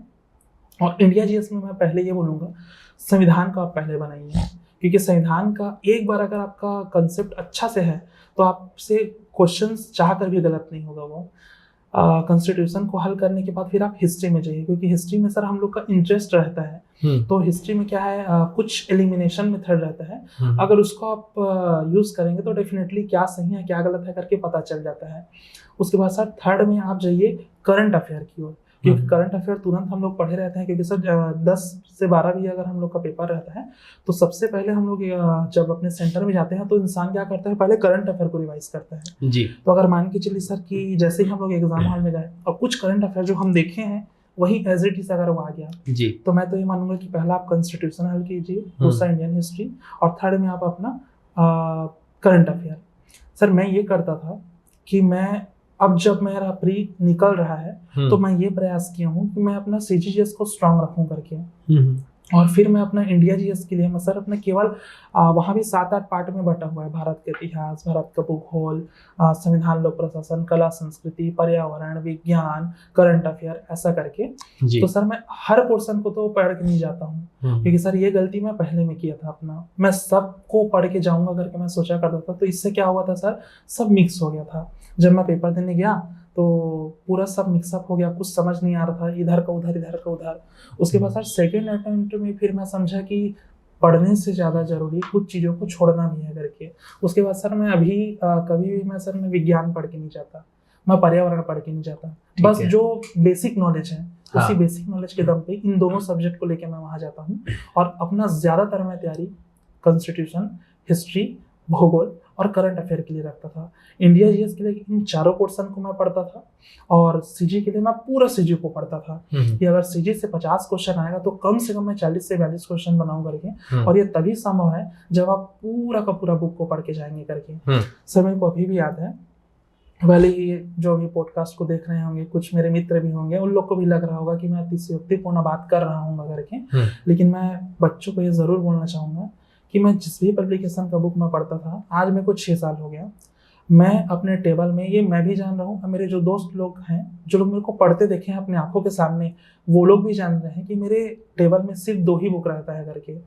मैं उन्हीं 2 बुक के बलबूते पे सर मैं अपना 5 प्री दिया हूँ और मैं अपना 3 मेंस दिया हूँ।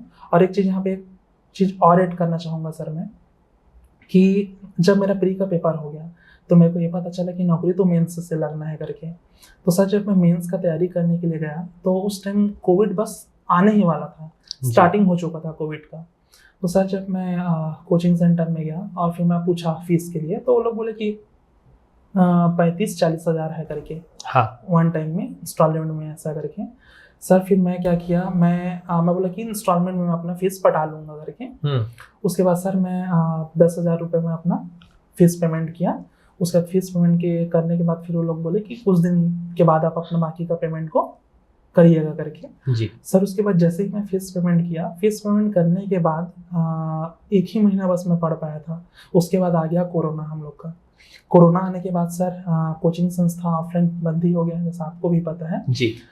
उसके बाद सर स्थिति ऐसा आ गया कि कोचिंग वाले लोग, जस्ट 1 ही महीना हुआ था, जैसा ही 1.5-2 महीना हुआ उसके बाद वो लोग फिर बोलना चालू कर दिए कि फीस पटाइए तब जाके हम लोग आपको आगे का क्लास प्रोवाइड कर पाएंगे करके।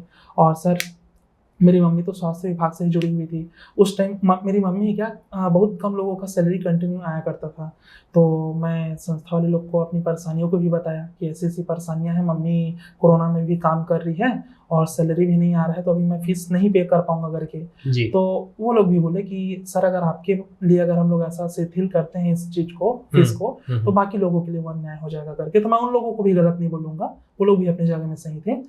सर फिर मेरे को थोड़ा सा लगा कि मैं मम्मी को बोल नहीं पाया कि मम्मी कहीं से भी और पैसा बाकी जो भी बचा उसको आप अरेंज कर दीजिए, मेरे को आगे पढ़ना है करके। मैं नहीं बोल पाया, हिम्मत नहीं हो पाया, क्योंकि एक तो कोरोना के टाइम में आप जान ही रहे सर चारों तरफ कितना परेशानी थी। फिर मेरे को लगा कि बुक ही तो पढ़ना है, तो मेरे को लगा सर कि क्यों ना मैं बुक परचेस करके बुक से ही पढ़ना चालू कर दूं करके। और उस टाइम सर कोरोना आया, कोरोना आने के बाद टेक्नोलॉजी का ज़माना बहुत ज़्यादा बढ़ गया। फिर यूट्यूब में कुछ सर्च आने लगे, RTI कॉपी शेयर होते गया। फिर सर उसके बाद मैं गर्व के साथ आपको ये भी बोल सकता हूँ कि मैं मेंस का 1 ही महीना कोचिंग किया, उसके बाद सर मैं मेंस का कोचिंग कहीं नहीं किया। और उसके बाद सर मैं बिना मेंस की कोचिंग किए मैं 3 बार मेंस लिखा हूँ। ये मैं उन लोगों को संदेश देना चाहूँगा जिन लोग को ये लगता होगा कि हमारे पास पैसा नहीं है या हमारे पास सुविधा नहीं है कि हम लोग आगे नहीं पढ़ पाएंगे करके।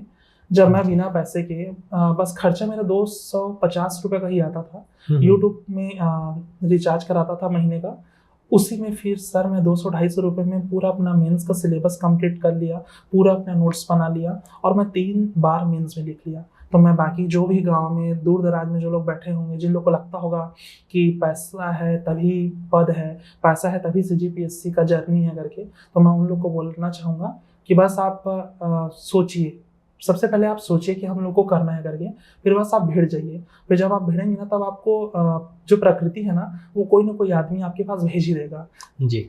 चाहे वो कोई मेंटर हो, चाहे कोई आपके दोस्त हो, चाहे कोई सीनियर हो। तो मैं तो वही बोलूँगा सर कि बस आप पहले सोचिए और बस मेहनत करके अपने जो भी मंजिल आप सोचे हैं वहाँ पे आप आराम से पहुँच सकते हैं करके। बहुत बढ़िया। तो ये तरीका है किसी स्टूडेंट को जो गलतियाँ नहीं करनी चाहिए, रेगुलर पढ़ाई करनी चाहिए प्रीलिम्स के लिए, जो तरीका आपने बताया।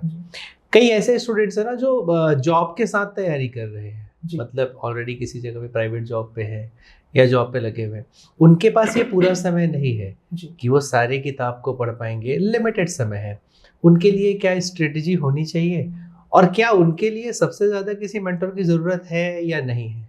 जी सर, एक चीज़ और यहाँ पे बोलना चाहूँगा मैं कि जब मैं कॉलेज से पास आउट हुआ, पास आउट होने के बाद इतना तो पता चल गया था, इतना फीस है, इतना हॉस्टल का फीस है, तो इतना खर्च आ सकता है करके जी। तो मैं घर वालों के ऊपर बोझ नहीं डालना चाह रहा था। तो मैं क्या किया सर, मैंने प्राइवेट जॉब पकड़ लिया। सर मैं 3 महीने में प्राइवेट जॉब किया। मैं सोचा कि 3 महीने मतलब अगर ये जॉब मेरे को जम जाएगा तो मैं इसको कंटिन्यू करूंगा, फिर अपना पढ़ाई भी साथ ही साथ में करता रहूंगा, ऐसा करके जी। सर मैं 3 महीना जॉब किया। 3 महीना जॉब करने के बाद मैं जिस भी कंपनी से जुड़ा हुआ था, वो क्या किया सर, वो छोटे छोटे बच्चों लोगों को करियर गाइडेंस का वहाँ पे काम था सर। तो वहाँ मैं ये जुड़ा कि बचपन से मेरे को लगा सर कि मेरे को कोई गाइड करने वाला रहता तो शायद तक मैं भी एक अच्छे मुकाम पे पहुंच जा रहता, शायद मैं NIT में पढ़ते रहता, या शायद मैं IIT में पहुंच जा रहता, या AICR ICR यहाँ पहुंच जा रहता करके जी। तो सर छोटे छोटे बच्चों को वहाँ पे गाइडेंस का कार्यक्रम था।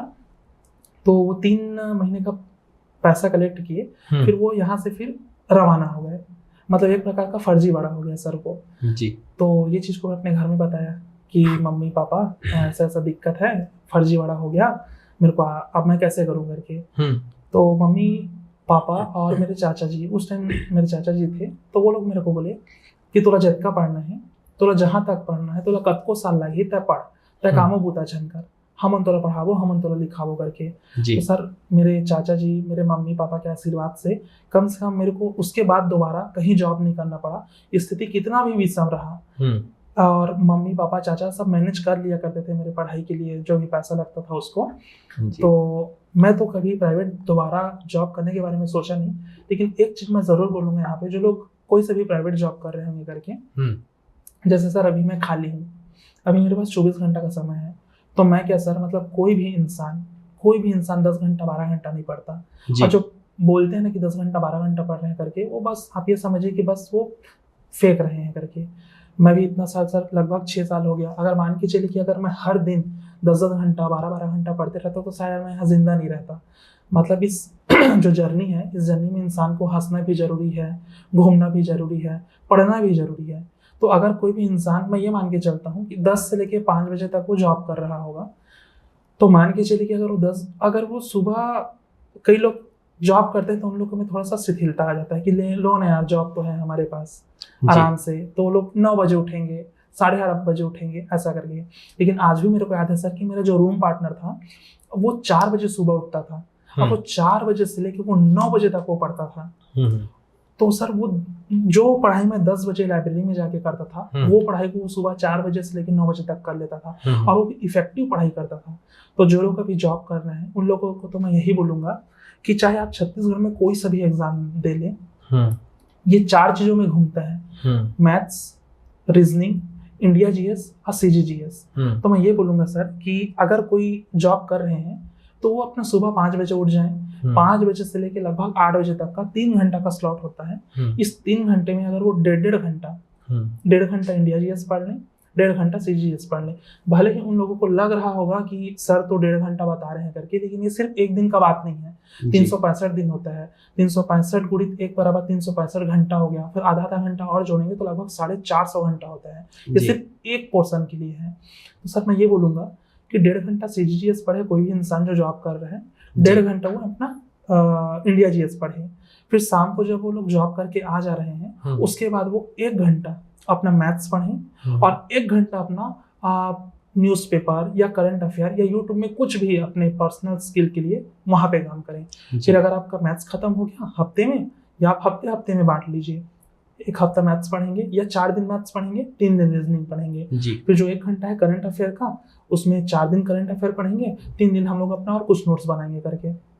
तो मैं तो इतना ही मानता हूँ सर कि सुबह का 3 घंटा और शाम का 3 घंटा, जॉब से आने के बाद आप चाय वाय पीजिए। शाम को मान के चलिए कि अगर 7 बजे भी अगर आप बैठते हैं तो 7 से 9, फिर 9 से लेके आप 11 बजे तक खाना बनाइए, खाना खाइए, फिर 11 बजे से 1 बजे तक आप फिर से पढ़ना चालू कर दीजिए।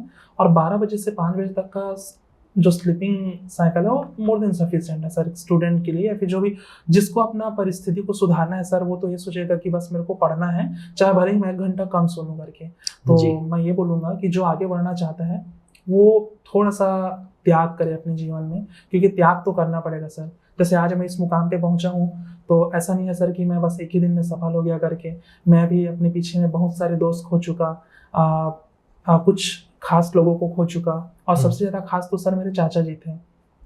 जैसे अगर मैं आपको अपना जर्नी बताऊं तो ये जो CGPSC का जो जर्नी रहा, मेरे चाचा जी के मोबाइल में, वो कलेक्ट्रेट ऑफिस में थे वो, तो उनके मोबाइल में सर कॉल आया करता था तहसीलदार, SGM इन लोगों का। तो मैं सर से पूछता था कि ये क्या है ऐसे करके, चाचा से अपने। तो चाचा मेरे को बताते थे कि ये काम करते हैं, इन लोगों के अंदर में एक तहसील आता है, इन लोगों के अंदर में एक अनुविभाग आता है, ऐसा करके। तो मेरे को बहुत अच्छा लगता था वो सब चीज़।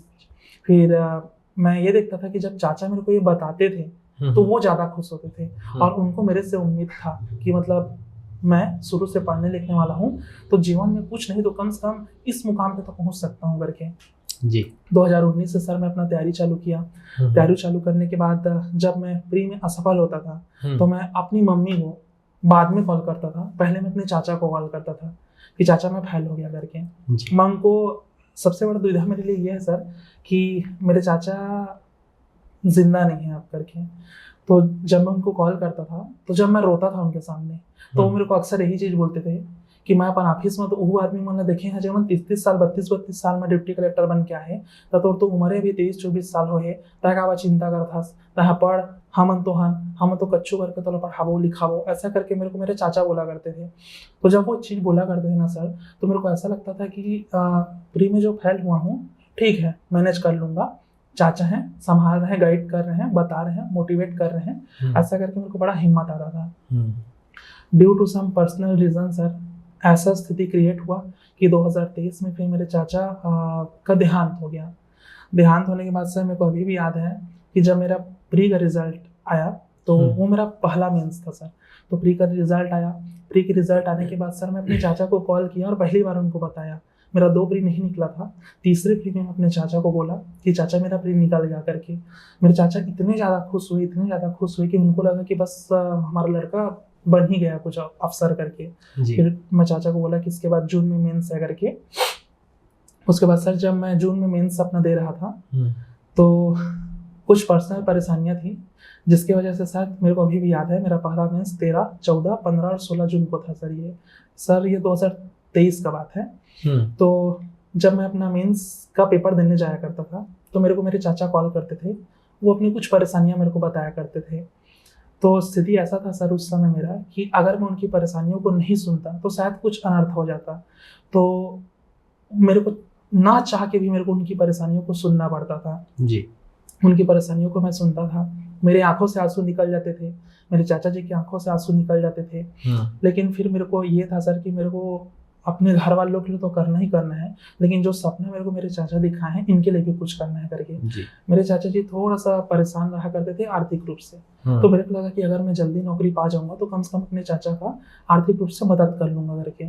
फिर सर जब मैं मेंस का पेपर देकर आता था, हम लोग का 5 बजे पेपर छूटता है, सेकंड पेपर। फिर सर मैं जब 5:30-6 बजे अपने रूम आता था, फिर मेरे को मेरे चाचा कॉल करके अपनी कुछ परेशानियां बताते थे जिसकी वजह से मैं खुद हताश, निराश, परेशान, पूरा डिमोटिवेट हो जाया करता था। और आप भी ये चीज जान रहे हैं सर कि एक स्टूडेंट के लिए सबसे ज्यादा जो क्रिटिकल समय होता है तैयारी का, वो उसका ये 4 दिन रहता है।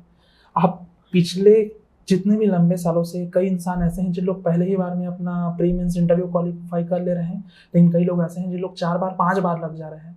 मेरे को लगता है सर कि जो लोगों का 4 बार 5 बार लग रहा है उन लोगों का कुछ कमी रहा होगा उन लोगों में, लेकिन वो लोग भी कहीं ना कहीं अपने घर की परेशानी या कुछ भी पर्सनल रीजन से वो लोग बार बार रुक रहे होंगे करके। तो जब मेरे को मेरे चाचा कॉल करते थे, बताते थे कि ऐसा ऐसा परेशान हूँ करके, तो आंखों से आंसू तो निकलता ही था। लगता था कि मैं करूँ तो करूँ क्या, बेबस हूँ, लाचार हूँ, किसी को बता नहीं सकता, कहीं जा नहीं सकता। उन सब चीज़ों को मैं अपने मन में रखा करता था। उसके बाद सर जब मैं अगले दिन पेपर देने जाया करता था तो आंखों से आंसू निकलते रहते थे। क्वेश्चन सामने में देखता था, पूरा ब्लैंक दिमाग, याद ही नहीं आता था कि मेरे को लिखना क्या है करके। और जब मैं पहला मेंस दिया उस टाइम मेरा 611 नंबर आया था सर। स्कोर अच्छा था, मैं वहाँ भी सर 40-45 नंबर से मैं इंटरव्यू कॉल से मैं रुक गया था। लेकिन फिर मेरे को लगा कि शायद वो परेशानी मेरे पास नहीं आ रहती वो 4 दिन में, तो मैं अपने पहले ही मेंस में अपना पोस्ट अचीव कर ले रहा था, ऐसा मेरे को लगता है जी। उसके बाद सर सेकेंड मेंस का टाइम हुआ। जैसे ही मेरा मेंस हुआ, पहला मेंस, उसके बाद सर फिर मेरा मेंस का रिजल्ट आने ही वाला था। फिर मेंस का रिजल्ट आने वाला था तो चाचा जी का देहांत हो गया। मैं उनको बता भी नहीं पाया कि मेरा मेंस हुआ कि नहीं हुआ करके। और फिर हम लोग का थोड़ा सा घर का स्थिति ऐसा रहा सर कि बैंक में भी लोन चल रहा था, तो जिसकी वजह से जिस घर में मैं अभी रहता हूँ वो घर भी बैंक के अंडर में है। तो पहले मेंस के बाद मेरे को ये पता नहीं था कि ऐसा सा परेशानी अभी पीछे में चल रही है करके। क्योंकि मेरे घर वालों को एक चीज़ को तो मैं हाथ जोड़ के उन लोग को धन्यवाद बोलूँगा कि वो लोग कभी मेरे को परेशानियाँ नहीं बताते थे कि हम लोग के ऊपर ये परेशानी चल रही है या हम लोग अभी यहाँ से परेशान है करके। बस उन लोग को ये था कि बस बेटा वहाँ है, वो पढ़ रहा है, उसको परेशान नहीं करेंगे, अगर उसको कुछ भी बोलेंगे तो उसका दिमाग घूम जाएगा करके, वो नहीं पढ़ पाएगा करके। तो सर उसके बाद मेरे मेंस के रिजल्ट के पहले ही मेरे चाचा जी का देहांत हो गया। मैं उनको बता भी नहीं पाया कि मेरा मेंस नहीं निकला करके। फिर हम लोग का जो घर, जिस घर में भी मैं रह रहा हूँ, वो घर भी बैंक के अंडर कब्जे में आ गया।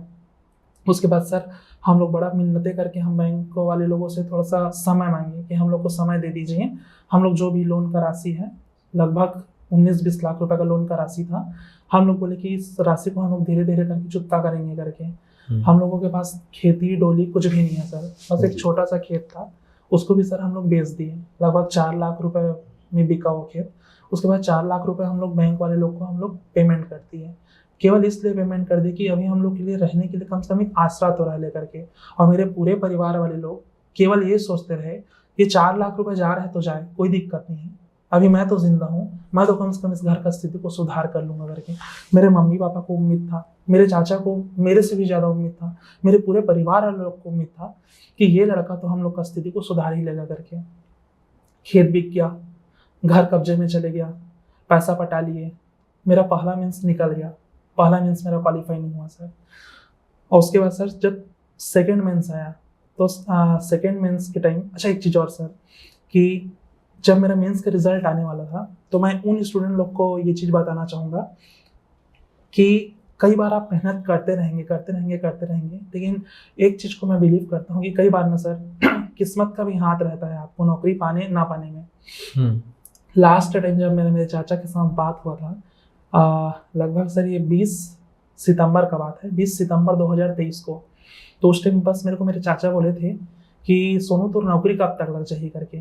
तो मैं उनको एक ही जवाब दिया था कि मेंस अभी आने वाला है, मेंस के रिजल्ट रहा, मेंस ला देख लेता हूँ, मेंस नहीं निकल ही लगा तब वो कम से कम सामने में अपेक्स बैंक के पेपर हवा है, मैं ओमा कच्चू करके मैं निकालना था, चिंता मत कर। ऐसे करके मैं उनको सर 20 सितंबर 2023 को मैं ये कमिटमेंट उनको किया था। स्थिति ऐसा है सर कि 31 तारीख की रात को उनका देहांत हो गया।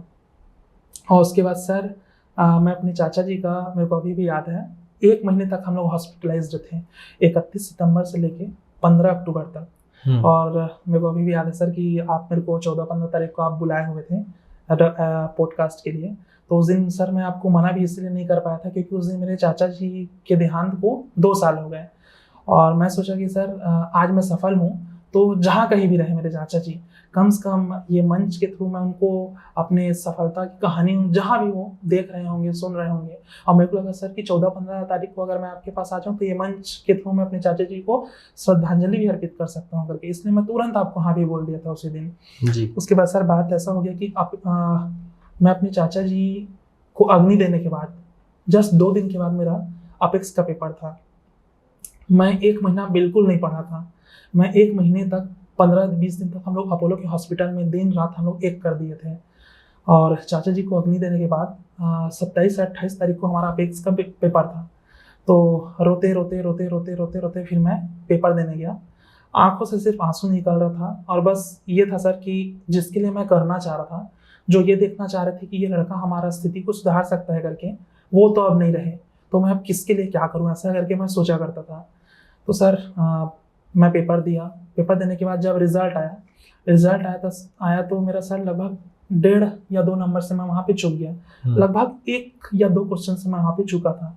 तब मेरे को वहाँ पे रियलाइज़ हुआ कि अगर स्थिति सही रहता, अगर मेरे घर में जो परेशानी चल रही है पिछले 1-1.5 साल से, अगर ये परेशानी नहीं होती तो शायद तक मैं अपेक्स के पेपर को भी निकाल सकता था। और अपेक्स का पेपर निकल जाता तो शायद तक मैं अपने चाचा जी जो इतना परेशान रहा करते थे उनको ज़्यादा नहीं तो कम से कम एक कंधा तो दे सकता था कि हाँ मैं खड़े हो गया था, चिंता मत कर करके। तो उस दिन मेरे को लगा सर कि शायद तक उस दिन मैं किस्मत को माना यार, मतलब आज किस्मत मेरी इतना खराब है कि जब मैं सफलता के एकदम पास ही में खड़ा था, लगभग 1-1.5 नंबर से जब मैं चूक रहा था, तो मेरे को लगा कि आज अगर चाचा जी के साथ जो भी घटना घट रहा था वो सही रहता तो शायद तक मैं पोस्ट को अचीव कर लिया रहता करके। पहला मेंस नहीं निकला, अपेक्स का पेपर भी नहीं निकला। उसके बाद सर बात आया सेकेंड मेंस का। तो जब सेकेंड मेंस का बात आया तो इस टाइम हुआ था सर कि बैंक वाले लोग आते थे और हमारे घर के बाहर में बस नोटिस चिपका के चले जाया करते थे। मेरी दादी अकेले रहती थी तो वो देखती थी उस कागज़ को, तो बेचारी पढ़ी लिखी नहीं है, तो बस उसको इतना पता था कि बैंक वाले लोग कुछ चिपका के गए हैं करके। फिर वो जब उनसे मेरा बात होता था तो बताती थी कि बैंक वाले लोग आके कब्जा चिपका के गए हैं। तो मेरे को बड़ा दुख लगता था सर कि मैं कुछ नहीं कर पा रहा हूँ, मैं क्या करूँ, मैं किसको जाके मैं पैसा का डिमांड करूँ। ना कोई दोस्त है, ना कोई यार है, ना कोई मेरे पास ऐसा कोई गॉडफादर है जो हेल्प कर सके करके। तो बस फिर मेरे को लगा कि अगर मैं इस स्थिति से अगर मैं बाहर निकाल सकता हूँ अपने पूरे परिवार को, तो मेरे को लगा कि सिर्फ मेरे पास एक पोस्ट ही है जो मेरे को इस स्थिति से तो बाहर निकाल सकता है करके। उसके बाद सर जब सेकेंड मेंस का बारी आया 2024 में, तो सर 2024 में जब मैं मेंस दे रहा था तो उस टाइम बैंक वाले लोग का लगातार कॉल आता था, लगातार फ़ोन आता था। तो मेरे पापा मेरे को बताया करते थे कि ऐसा ऐसा परेशानी है करके। मैं अपने पापा को अपने जीवन में सिर्फ एक ही बार रोते हुए देखा हूँ, जब मेरे चाचा जी का देहांत हुआ था और जब अपोलो के हॉस्पिटल में हम लोग खड़े थे, तो उस दिन मैं अपने पापा को पहली बार रोते हुए देखा था। फिर उस दिन सर एक लड़के के लिए, मतलब वो मैं बता नहीं सकता आपको, बहुत कम लोग उस चीज़ को अनुभव कर पाएंगे कि एक लड़के के लिए सबसे ज़्यादा दुविधा का समय वही होता है कि जिस दिन वो अपने आंखों से अपने माँ बाप को रोते हुए देख ले करके। मम्मी को तो मैं बहुत बार रोते हुए देखा हूँ, जो भी परेशानी वो बेचारी झेली है, लगभग उनको भी 30 साल हो गया आए घर में, 30 साल से वो भी जो परेशानी झेली है। तो एक जो माँ है वो अपने बेटे के सामने रो लेती है, लेकिन एक जो बाप है वो अपने बेटे के सामने नहीं रो पाता और एक बेटा अपने बाप के सामने नहीं रो पाता। तो जब मेरे पापा को मैं रोते हुए देखा उस दिन सर एकदम मेरे पैरों तले जमीन ही खिसक गया। मैं बोला कि यार अब क्या करूं मैं करके। मतलब मैं अपने चाचा जी को अपना दूसरा पिता मानता था। भले ही मेरे को मेरे पिताजी जन्म दिए हैं, लेकिन मेरा पालन पोषण सब चीज़ मेरे चाचा जी करते थे। आज भी मेरे को याद है सर कि जब मैं छोटा था, तो जब मैं स्कूल से भाग जाया करता था, जब मैं स्कूल में नहीं पढ़ूंगा करके मैं भाग जाया करता था, तब मेरे चाचा मेरे को अपने पेट से एकदम मेरे को चिपका के रखते थे। जब मेरे टीचर लोग आते थे पूछने कि कहाँ है आपका बेटा करके, तो चाचा जी झूठ बोल देते थे। चाचा जी मेरे को नहलाते थे, तालाब में ले जाके मेरे को तैयार करते थे, मेरे स्कूल भेजते थे। मतलब वो मेरे लिए मेरे पिता से भी बढ़कर थे वो मेरे। तो जब सेकेंड मेंस का बारी आया, फिर जब घर बैंक वाले लोग कैप्चर करने ही वाले थे, तो जब पहले मेंस जब मैं देने जा रहा था तो उस टाइम तो मैं अपने चाचा जी की परेशानियों की वजह से मैं रोया करता था। फिर सर जब मैं दूसरा मेंस देने गया तो मेरा पहला मेंस में मेरा यह कमी रहा कि मैं पूरा क्वेश्चन अटेम्प्ट नहीं कर पाया था। एक चीज़ छोटा सा यहाँ पे ऐड करूँगा, मैं 200 से लेकर मैं 250 नंबर का जो मेरा क्वेश्चन है वो मैं छोड़ के आया था। मैं लिख नहीं पाया था सर, लगभग मैं 1200 नंबर का लिख पाया था, जिसमें मेरा नंबर 611 आया था। अगर मैं वो 200 या 250 नंबर का जो क्वेश्चन था अगर वो अटेम्प्ट कर लेता तो डेफिनेटली है कि मैं उस साल में पोस्ट अचीव कर ही ले रहता, चाहे इंटरव्यू में मेरे को कितना भी नंबर देते हैं। तो ये चीज़ मेरे को कम ही लगा। तो ये इसलिए छूटा था वो क्वेश्चन क्योंकि मैं परेशान था उन परेशानियों से। तो मैं किसी को ब्लेम भी नहीं करता। जब सेकेंड मेंस आया तो ये तो मेरे को पता था कि पिछला मेंस मेरा इसलिए नहीं रुका क्योंकि मेरा 200 से 250 नंबर का क्वेश्चन मेरा छूटा हुआ है करके।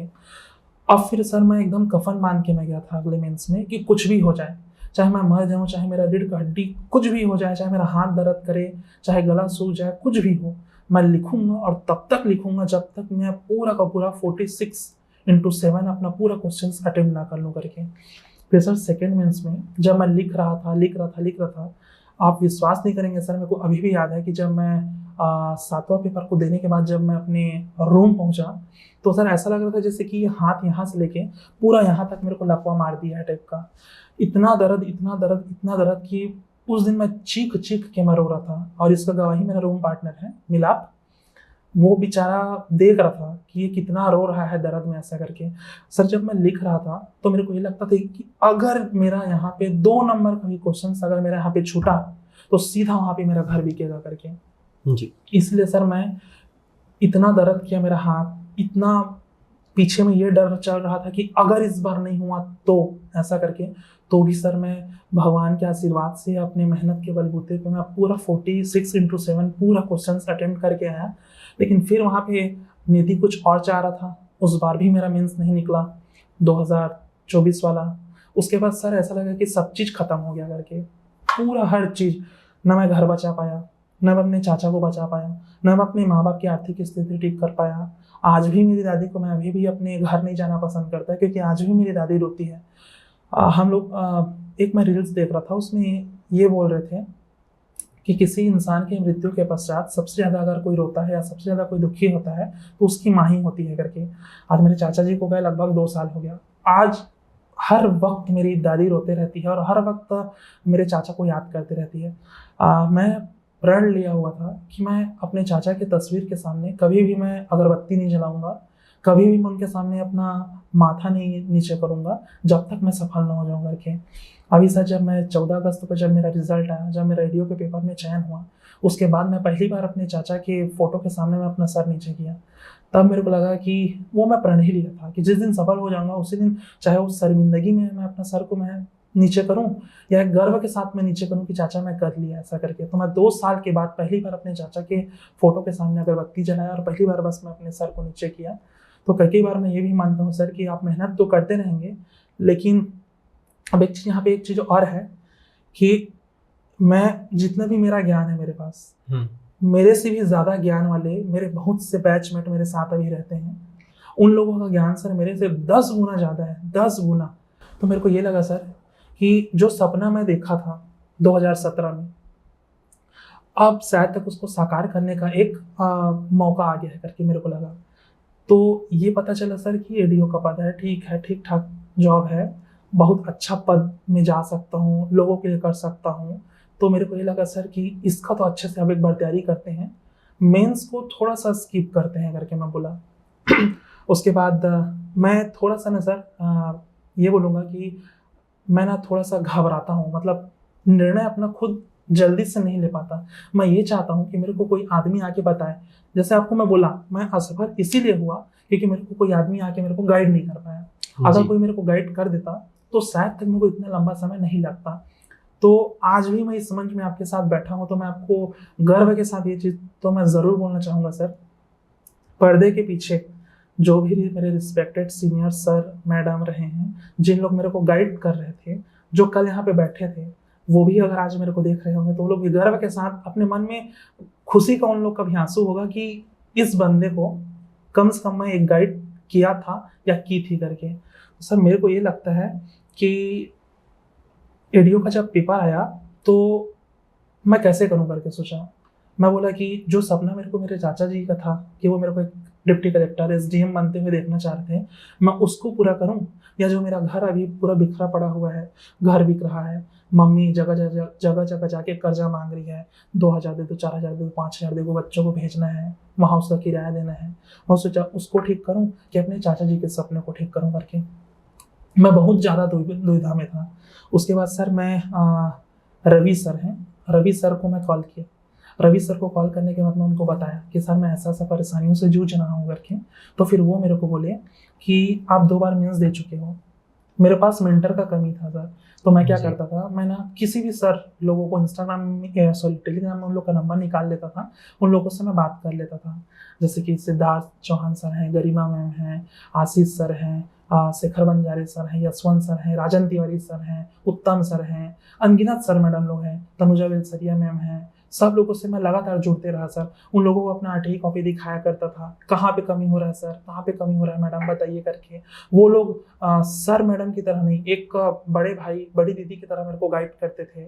तो सर मैं रवि सर को कॉल किया, वो मेरे को बोले कि तुम 2 बार मेंस दिए हो, तुम एक बार अभी मेंस को स्किप करो और एक बार रेडियो को तुम मेरे बोलने पे तुम तैयारी करो करके। तो उनके बोलने पे सर मैं रेडियो को तो मैं तैयारी कर ही रहा था, लेकिन सर पीछे से फिर एक आवाज़ आ रहा था कि मेंस को कैसे छोड़ दूं करके।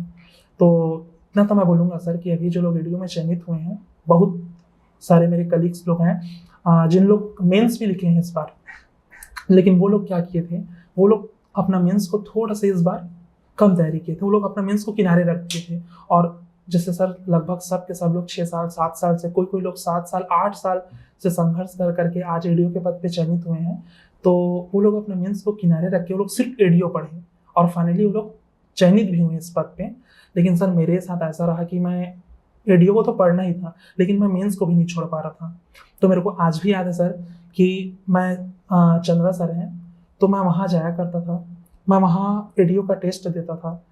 रेडियो का टेस्ट देने के बाद मैं तुरंत अपने रूम जाता था, कपड़ा बस चेंज करता था, तुरंत फिर मैं अपना मेंस का टेस्ट देने जाता था। मेंस का टेस्ट देता था, फिर शाम को फिर मैं अपना टेस्ट देने जाता था। ऐसा करते करते जो मेरा संघर्ष रहा है जो रेडियो के दरमियान, ये चंद्रा सर बखूबी से देखे हैं। रवि सर मेरे को रेडियो के लिए गाइड किए थे। इन लोगों के मार्गदर्शन में सर मेरे को लगा कि इतने दिनों तक मैं जो भी असफल हो रहा हूँ, क्योंकि मेरे को कोई गाइड नहीं कर रहा, तो कम से कम मैं इस बार सोचा कि इन लोगों का बात मैं सुनता हूँ, आगे परिणाम चाहे जो भी हो, ये लोग जो बोल रहे हैं वो मैं करके देखता हूँ करके। फिर दोनों के दोनों सर लोग मेरे को जैसा बताते गए कि तुम ऐसा करो, तुम ऐसा पढ़ो करके, तो बस मैं वैसे ही करता गया सर। और फाइनली सर मेरे को ये लगा कि मैं एडीओ को भी कर सकता हूँ और मैं मेंस को भी कर सकता हूँ करके। तो इस बार भी मैं आपको गर्व के साथ बोल सकता हूँ सर कि इस बार का भी मेरा मेंस बहुत अच्छा गया है। उम्मीद करता हूँ कि जो 2 बार मेरे को असफलता मिला है, अगर भगवान चाहे और अगर मेरे मेहनत कामयाब हो जाए तो शायद इस बार मेरा इंटरव्यू कॉल हो जाए। और अगर नहीं भी हुआ तो भी सर मैं इस चीज़ के लिए तो मैं सेटिस्फाई हूँ कि ये जो एडीओ का पद है, ये मेरे लिए सर वाकई में ये पीएससी से भी बड़ा पद है। इसलिए मैं ये चीज़ को बोल रहा हूँ क्योंकि सर मेरे को ना अपने घर का स्थिति ठीक करना था। और आप यकीन नहीं करेंगे सर, अभी मैं एडीओ के पद पे चयनित हुआ हूँ, तो भले ही सामने वाले लोग, मेरे खुद कलीग्स लोग मेरे को कुछ भी बोले, वो लोग बोल रहे हो तू यहाँ जा रहा है, तू वहाँ जा रहा है, तू यहाँ इंटरव्यू दे रहा है, वहाँ इंटरव्यू दे रहा है, मैं बोलता हूँ भाड़ में जाए वो लोग, मेरे को कोई मतलब नहीं है उन लोगों से। इसलिए बोल रहा हूँ सर कि कल जब मैं अपने गाँव में था, मेरे को एक आदमी आके ये बोल रहा है कि अभी तो तेरा एडीओ में चयनित हुआ है बाबू, ठीक है ना, कोई बड़े पद थोड़ी है करके। मैं उनको बस एक ही चीज़ बोला, आप एक काम करिए, जो भी इसका बेसिक सैलरी है ना, आप उतना ही मेरे को हर महीना दे दीजिएगा करके। चुप हो गया सर, वो कुछ भी नहीं बोल पाए। फिर मैं वहीं पे बोला, अपने मन में बोला, भाई जब ये लोग मेरे सफलता में नहीं खुश हो रहे हैं तो इन लोगों के बारे में मैं सोचूं क्यों करके। तो सर उसके बाद मैं अपना तैयारी करते रहा। एडीओ मेरा निकला, 14 तारीख को मेरा रिजल्ट आया। मेरा दोस्त है, वो भी साथ ही में एडीओ चयनित हुआ है। मेरे को मेरा दोस्त सिमाल कॉल किया, कॉल करने के बाद मेरे को बताया, लगभग 6 साढ़े 6 बज रहा था, कि तेरा नाम आ गया है, तू देख 250 रैंक में है तू करके। तो सर पद 200 था और देखा मैं अपना नाम 250 नंबर में, तो मैं खुद डर गया क्योंकि मैं अपने कैटेगरी में सर मैं सबसे लास्ट में था सर, सबसे लास्ट। अगर मेरा डेट ऑफ बर्थ, जैसे मैं जून वाला हूँ, अगर मेरा डेट ऑफ बर्थ मेरा जुलाई में भी रहता तो सर मैं चयनित ही नहीं हो पाता। तो इतना ज़्यादा डर था। फिर मैं बैठा 10 मिनट बैठा, उसके बाद सर मैं मिलाया कि कितने नंबर में आ रहा हूँ ऐसा करके। फिर जब मैं मिलाया और जब मैं उस लास्ट पोजीशन पे पहुंचा जहाँ पे मैं चयनित हो सकता हूँ करके, फिर जब मैं श्योर हुआ कि हाँ यार मैं चयनित हो सकता हूँ करके, तुरंत मैं नीचे आया। और सर जो हम लोग रील्स में देखते हैं कि सफलता के बाद इंसान के आंखों से आंसू निकल जाता है करके, बस मैं अपनी मम्मी के पास गया। मम्मी मेरी दीदी से बात ही कर रही थी। मम्मी के पास गया, मम्मी को हक किया, रो डाला सर। मैं रो इसलिए डाला, ये सफलता के लिए मैं नहीं रोया, मैं इसलिए रो डाला क्योंकि जो पिछले 30 साल से मेरी मम्मी जो भी संघर्ष कर रही थी, जो भी स्ट्रगल कर रही थी, जैसे मेरी मम्मी बताती है कि मेरी मम्मी के पास सिर्फ 2 ही साड़ी था घर के, जब वो अपना काम किया करती थी तो एक साड़ी को वो धोती थी तालाब में जाके, दूसरा साड़ी को पहनती थी, फिर दूसरा साड़ी को धोती थी, फिर पहले साड़ी को पहनती थी, फिर साइकिल चलाते चलाते चलाते चलाते मेरे पापा लगभग 20-25 किलोमीटर आगे बमनंडी मेरे मम्मी को लेके जाया करते थे। जब मम्मी उधर से आया करती थी तो पेज जो रहता है, पेज और मिर्ची का चटनी, टमाटर का चटनी, ये सब चीज़ों में जो मैं गरीबी भोगा था मेरे को अभी भी याद है सर। जस्ट अभी मैं घर गया था तो अभी बात कर रहा था मम्मी से।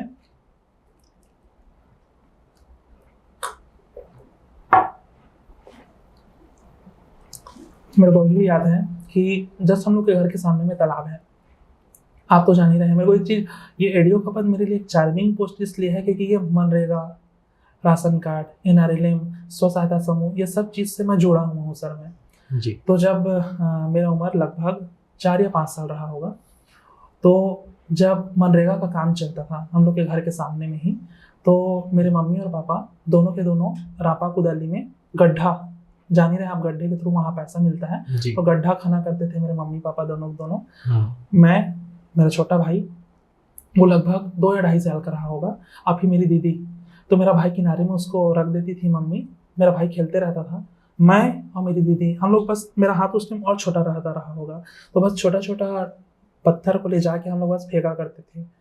बस उस गरीबी स्थिति से मैं निकला हूँ सर। तो मेरे को ये लगा कि जो मेरी मम्मी इतना गरीबी जो देखी है, जो झेली है, तो मेरे को लगा कि ये एडियो को पढ़ के मैं चयनित होकर अपनी मम्मी का हर वो कर्ज, हर वो दुख, हर वो संघर्ष, हर वो आंख के आंसू, जो भी वो बलिदान की, जो भी वो त्याग की, वो सब चीज़ का हिसाब मैं ले सकता हूँ करके मेरे को पता चला।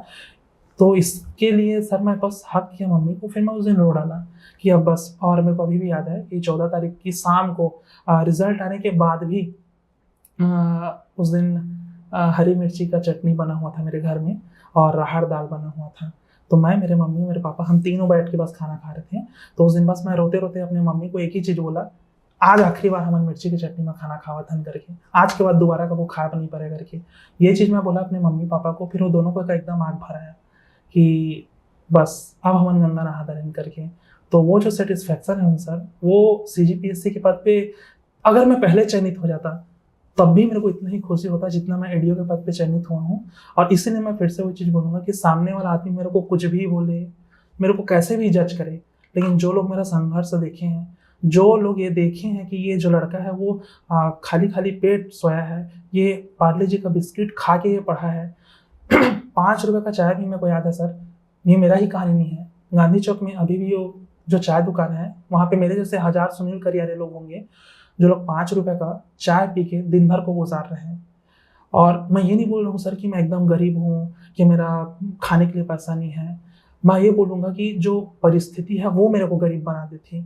गरीब उसको बोलते हैं सर जिसके पास खाने के लिए पैसा नहीं हो, जो रोड में भीख मांग रहे हो, जिन लोगों के पास पहनने के लिए कपड़ा नहीं हो, उन लोगों को आप गरीब बोल सकते हैं। मैं इतना बोलूँगा कि ऊपर वाला मेरे परिवार का स्थिति को ऐसे बना दिया था कि हम लोग गरीब की तरह अपना जीवन यापन कर रहे थे।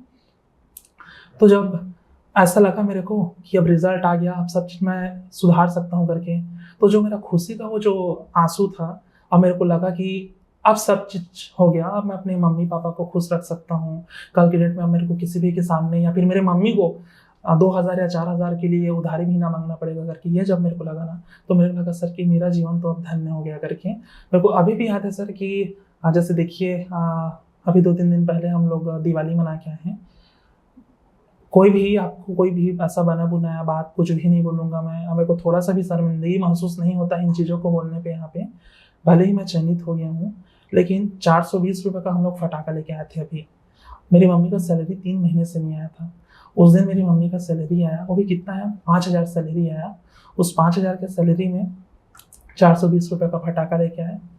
मेरे मम्मी मेरे पापा लोग अपने लिए कुछ भी नया नहीं लिए। मेरा जॉब लगने के बाद का कहानी है सर। अगर मैं चाहता तो अपने किसी भी दोस्त को मैं कॉल करके बोल सकता था कि भाई मेरे को 2000 दे दे, 5000 दे दे, मेरे को दिवाली मनाना है करके। लेकिन मैं शुरू से ही ठाना कि नहीं, जिस दिन मैं अपने पहला वेतन प्राप्त करूँगा मेरा दिवाली उसी दिन रहेगा करके। मेरे को 2 मिनट के लिए भी शर्मिंदगी महसूस नहीं होता कि मैं आपको ये बोलूँ कि मैं इतना अभी भी चयनित होने के बाद भी मैं 400-500 रुपये में ही अपना दिवाली मना के आया हूँ करके।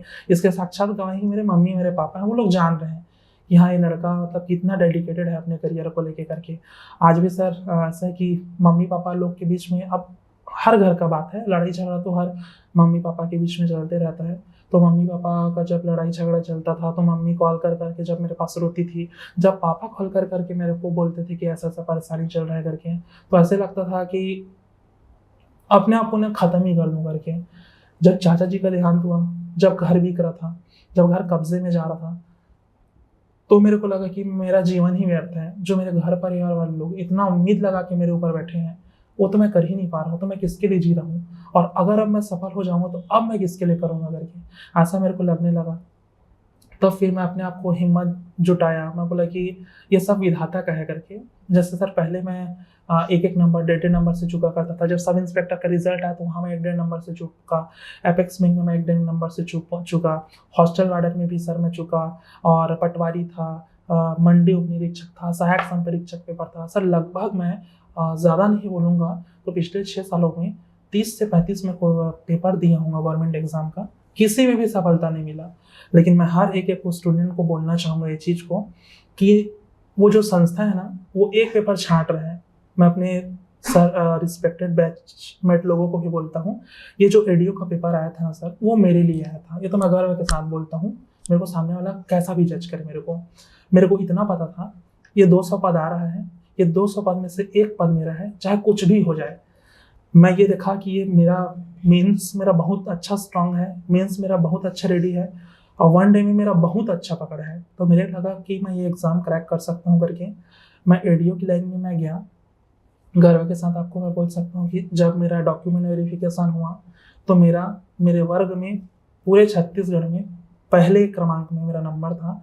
तो जहाँ पे मैं एक एक नंबर 1.5 नंबर से चुका करता था, तो मैं वो लोगों को ये चीज़ बोलना चाहूँगा जो लोग अभी अपनी मंजिल को प्राप्त नहीं कर पा रहे हैं, क्योंकि अधिकतर लोग ना सर 1 नंबर या 1.5 नंबर से ही चूक रहे हैं। बहुत बिरले लोग होंगे जो लोग 4 नंबर 5 नंबर से सफलता से चूक रहे हैं। तो जैसे मैं 1-1.5 नंबर से चुका करता था, लेकिन जब मैं खाली बैठे रहता हूँ और अपना वो डॉक्यूमेंट को देखता हूँ और ये देखता हूँ कि जो मेरा वर्ग है उस वर्ग में मैं पहले नंबर में हूँ करके, तो वो जो गर्व का बात है ना सर, वो आपको मैं बता नहीं सकता। और इससे मेरे को एक मोटिवेशन ये भी मिलता है कि जब मैं सीजी व्यापम के एग्ज़ाम में कर सकता हूँ तो मैं सीजीपीएससी के भी एग्ज़ाम में डेफिनेटली कर सकता हूँ करके।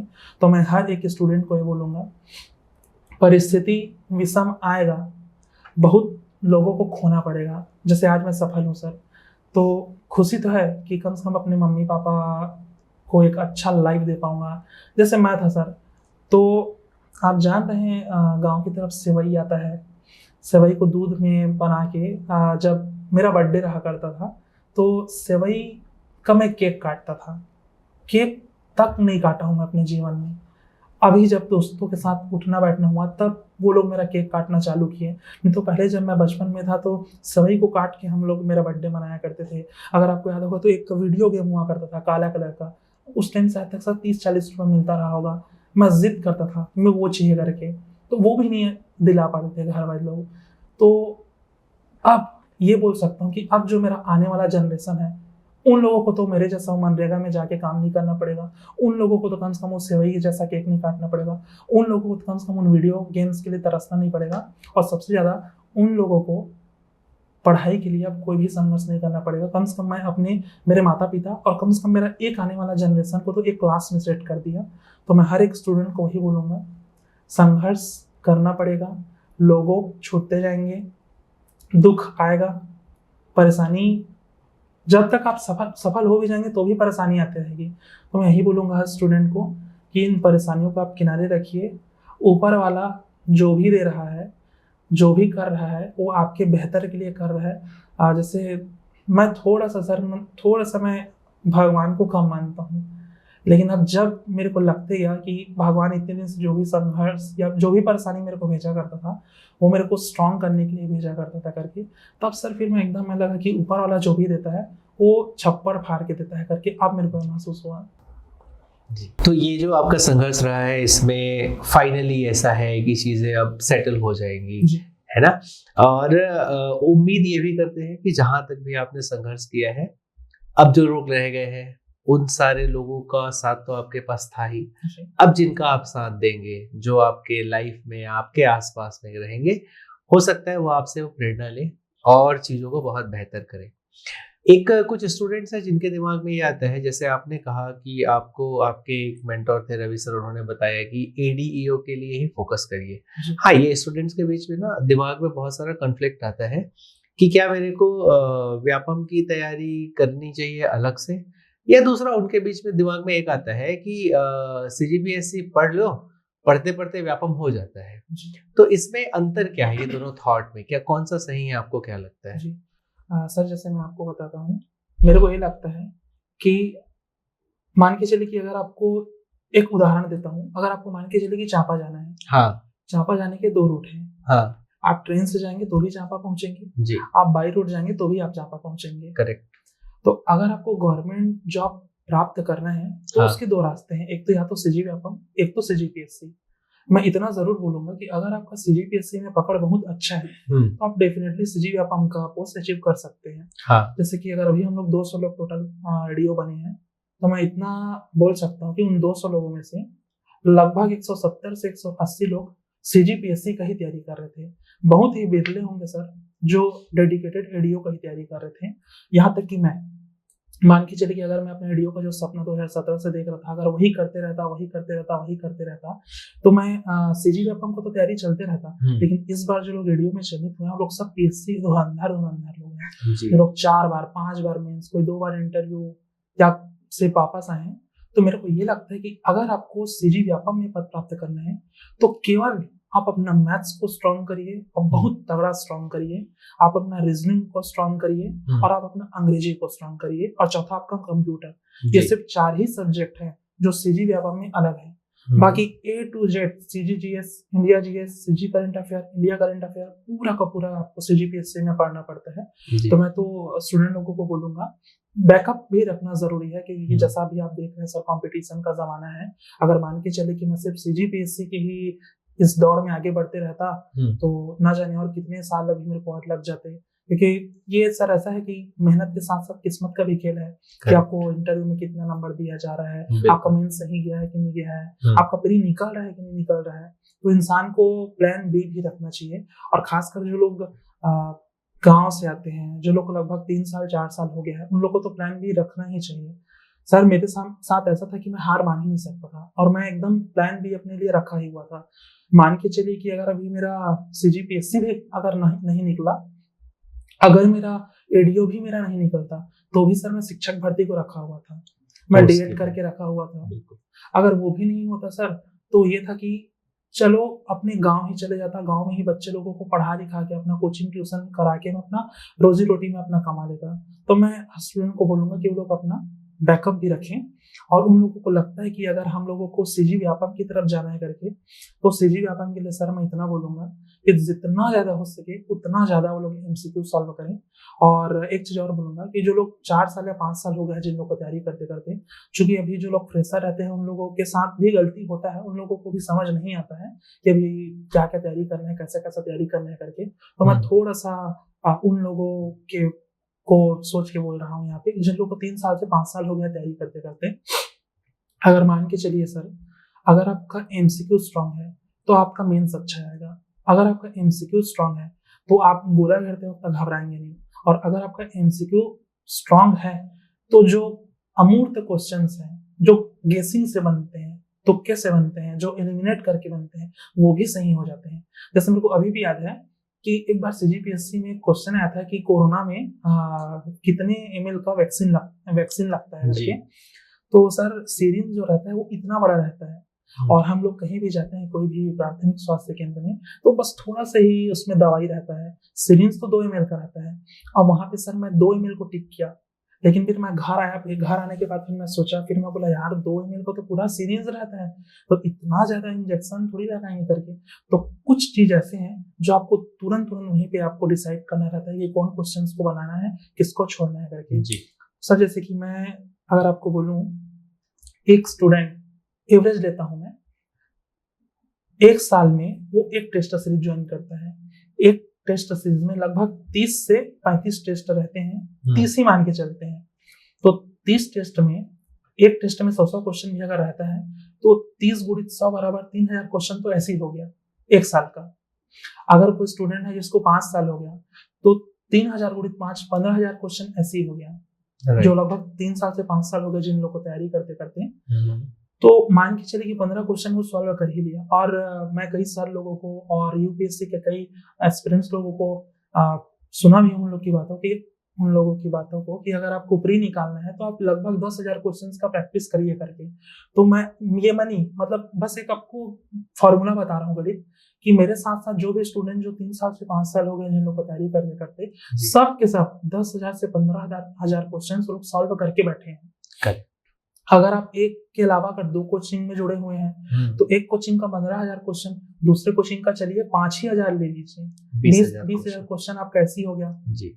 उसके बाद सर जो एचआर पब्लिकेशन का जो एमसीक्यू बुक आता है, जो प्रतियोगिता सारांश का हरा वाला एमसीक्यू बुक आता है, उसको हर एक एस्पिरेंट सॉल्व करता ही करता है।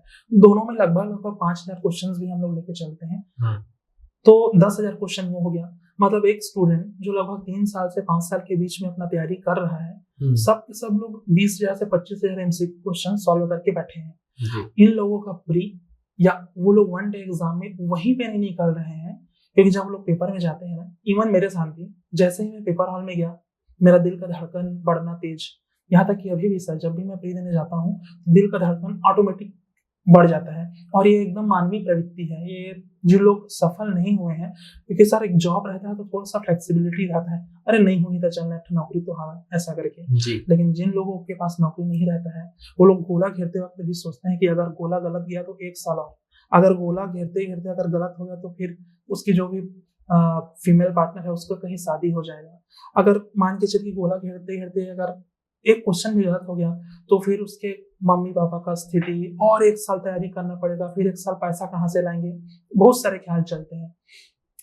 तो मैं तो यही बोलूंगा सर, सीजी व्यापम या फिर पीएससी का पेपर निकालने के लिए सीजी पीएससी के लिए 2 घंटे का समय मिलता है। ये फॉर्मूला को मैं अपनाता हूँ।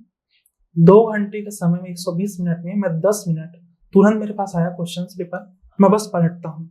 पलटने के बाद मेरे को पता चल जाता है कि क्वेश्चन कोट वाला है या क्वेश्चन वन लाइनर है करके। मेरा दिल का धड़कन एकदम तेज रहता है।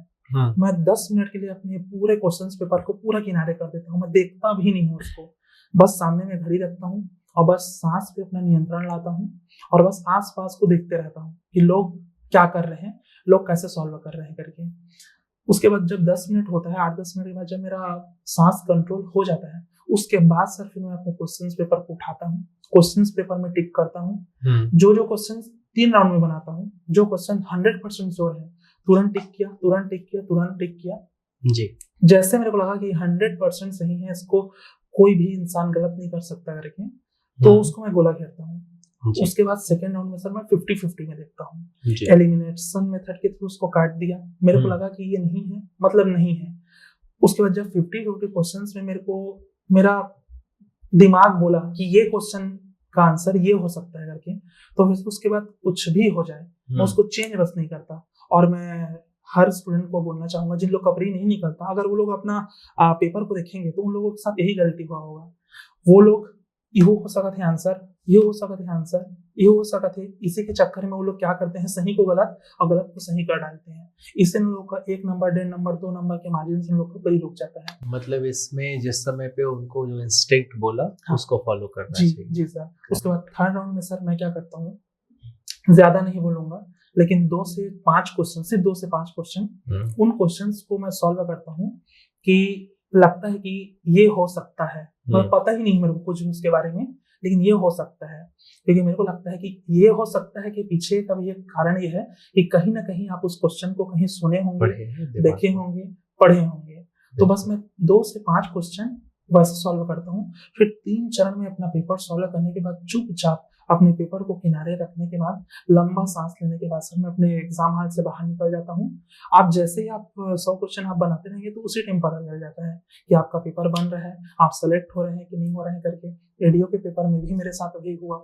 जब बाहर निकला तो बाकी सबको चेहरा एकदम डाउन था कि कोर्ट में आ गया, जो पढ़े हैं वो नहीं बना है। लेकिन सर जब मैं अपना क्वेश्चन सॉल्व कर रहा था तो मैं एकदम खुश था कि हाँ मेरा क्वेश्चंस बन रहा है, हाँ जो मैं पढ़ा हूँ वो बन रहा है, ऐसा करके।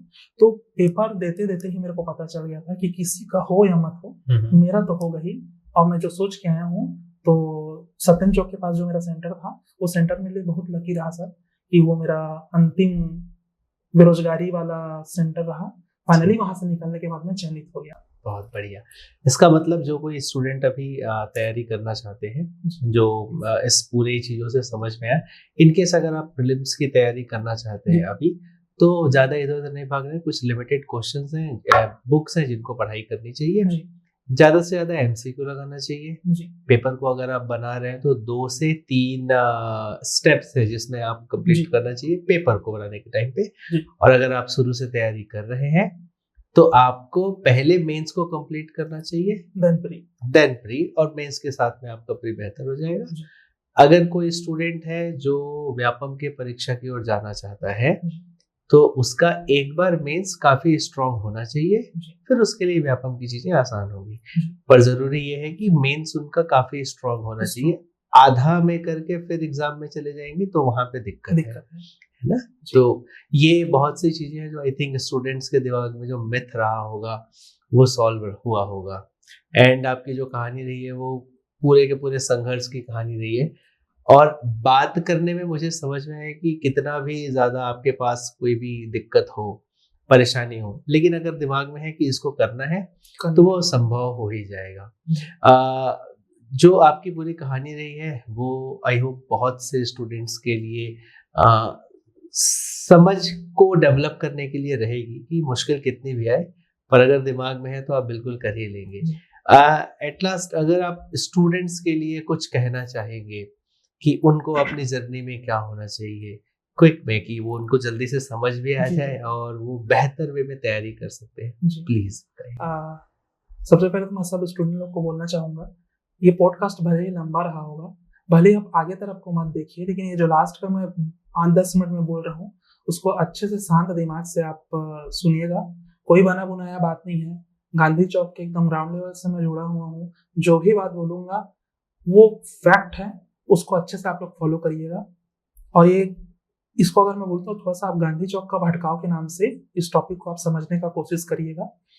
अगर आपको सबसे पहले सीजीपीएस से निकालना है तो सबसे पहले मैं वही बोला कि आपका मेंस स्ट्रांग हो। मेंस स्ट्रांग होगा तो आपका प्री डेफिनेटली निकलेगा। ये जो 3 फेज में आपको मैं बताया वे ऑटोमेटिक मेंस स्ट्रांग होने के बाद वहाँ काम आ जाएगा।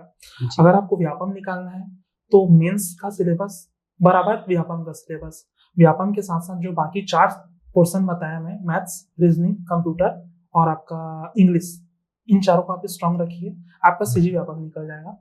जब आप अपने मेंस को स्ट्रांग रखेंगे तो जैसे अभी अधीक्षक का पेपर आया है, उसमें एक्ट है, बाल मनोविज्ञान है, बाल देखरेख संस्था है, कुछ योजना है, ये सब हम मेंस में पढ़ते हैं। तो फिर आपको एक्स्ट्रा कुछ पढ़ना ही नहीं पड़ेगा। जैसे मंडी निरीक्षक का आया या फिर सहायक संपरीक्षक का आया, तो आजकल सब में अधिनियम पूछ रहा है और अधिनियम हम लोग पीएससी में पढ़ते हैं। तो अगर आपका पीएससी का मेंस स्ट्रांग है तो आप आराम से सीजी व्यापम को भी आप क्रैक कर सकते हैं। और दूसरी चीज ये है, आज मैं इस चेयर पे बैठा हूँ, इस चेयर तक आने पे मेरे को 6 साल का समय लग गया। मैं ये नहीं बोलूंगा सर कि मैं सही रास्ते में चल रहा था, मतलब सही गाइडेंस था मेरे को, कुछ मेरी भी गलती थी। मैं अपनी गलती को एकदम सहर्ष से स्वीकार करता हूँ कि हाँ मेरी गलती थी, तभी मैं अपना मेंस क्वालिफाई नहीं कर पाया। कुछ परिस्थितियां थी जिसकी वजह से मैं मेंस नहीं निकाल पाया।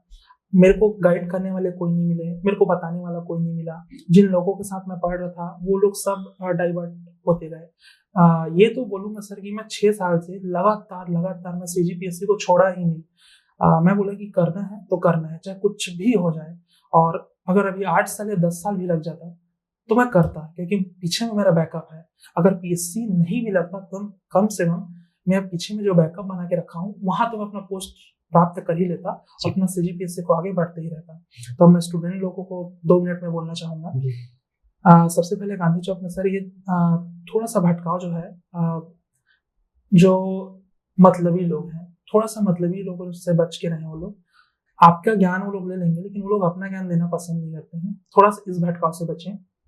लड़के लोगों को स्पेशली बोलूंगा कि आजकल के लड़के लोग काम वासना से बहुत ज्यादा ग्रसित हैं, बहुत ही ज्यादा। सर इस टॉपिक पे बात भी करना चाहिए, क्योंकि मैं जिन लोगों से मिलता हूँ लोग तो 1-2 लोगों से बस बात हो पाता है। ये मंच ऐसा सर कि जहाँ कम से कम 10 लोग 8 लोग तो इस बात को समझ पाएंगे। क्योंकि अगर आपका दिमाग स्थिर नहीं है तो आप कुछ पढ़ नहीं पाएंगे। आपका दिमाग उसको सोच नहीं पाएगा, समझ नहीं पाएगा, आप फॉर्मूला से याद नहीं कर पाएंगे। तो कम से कम लड़कों को थोड़ा सा अपने ब्रह्मचर्य का पालन करना चाहिए उन लोगों को।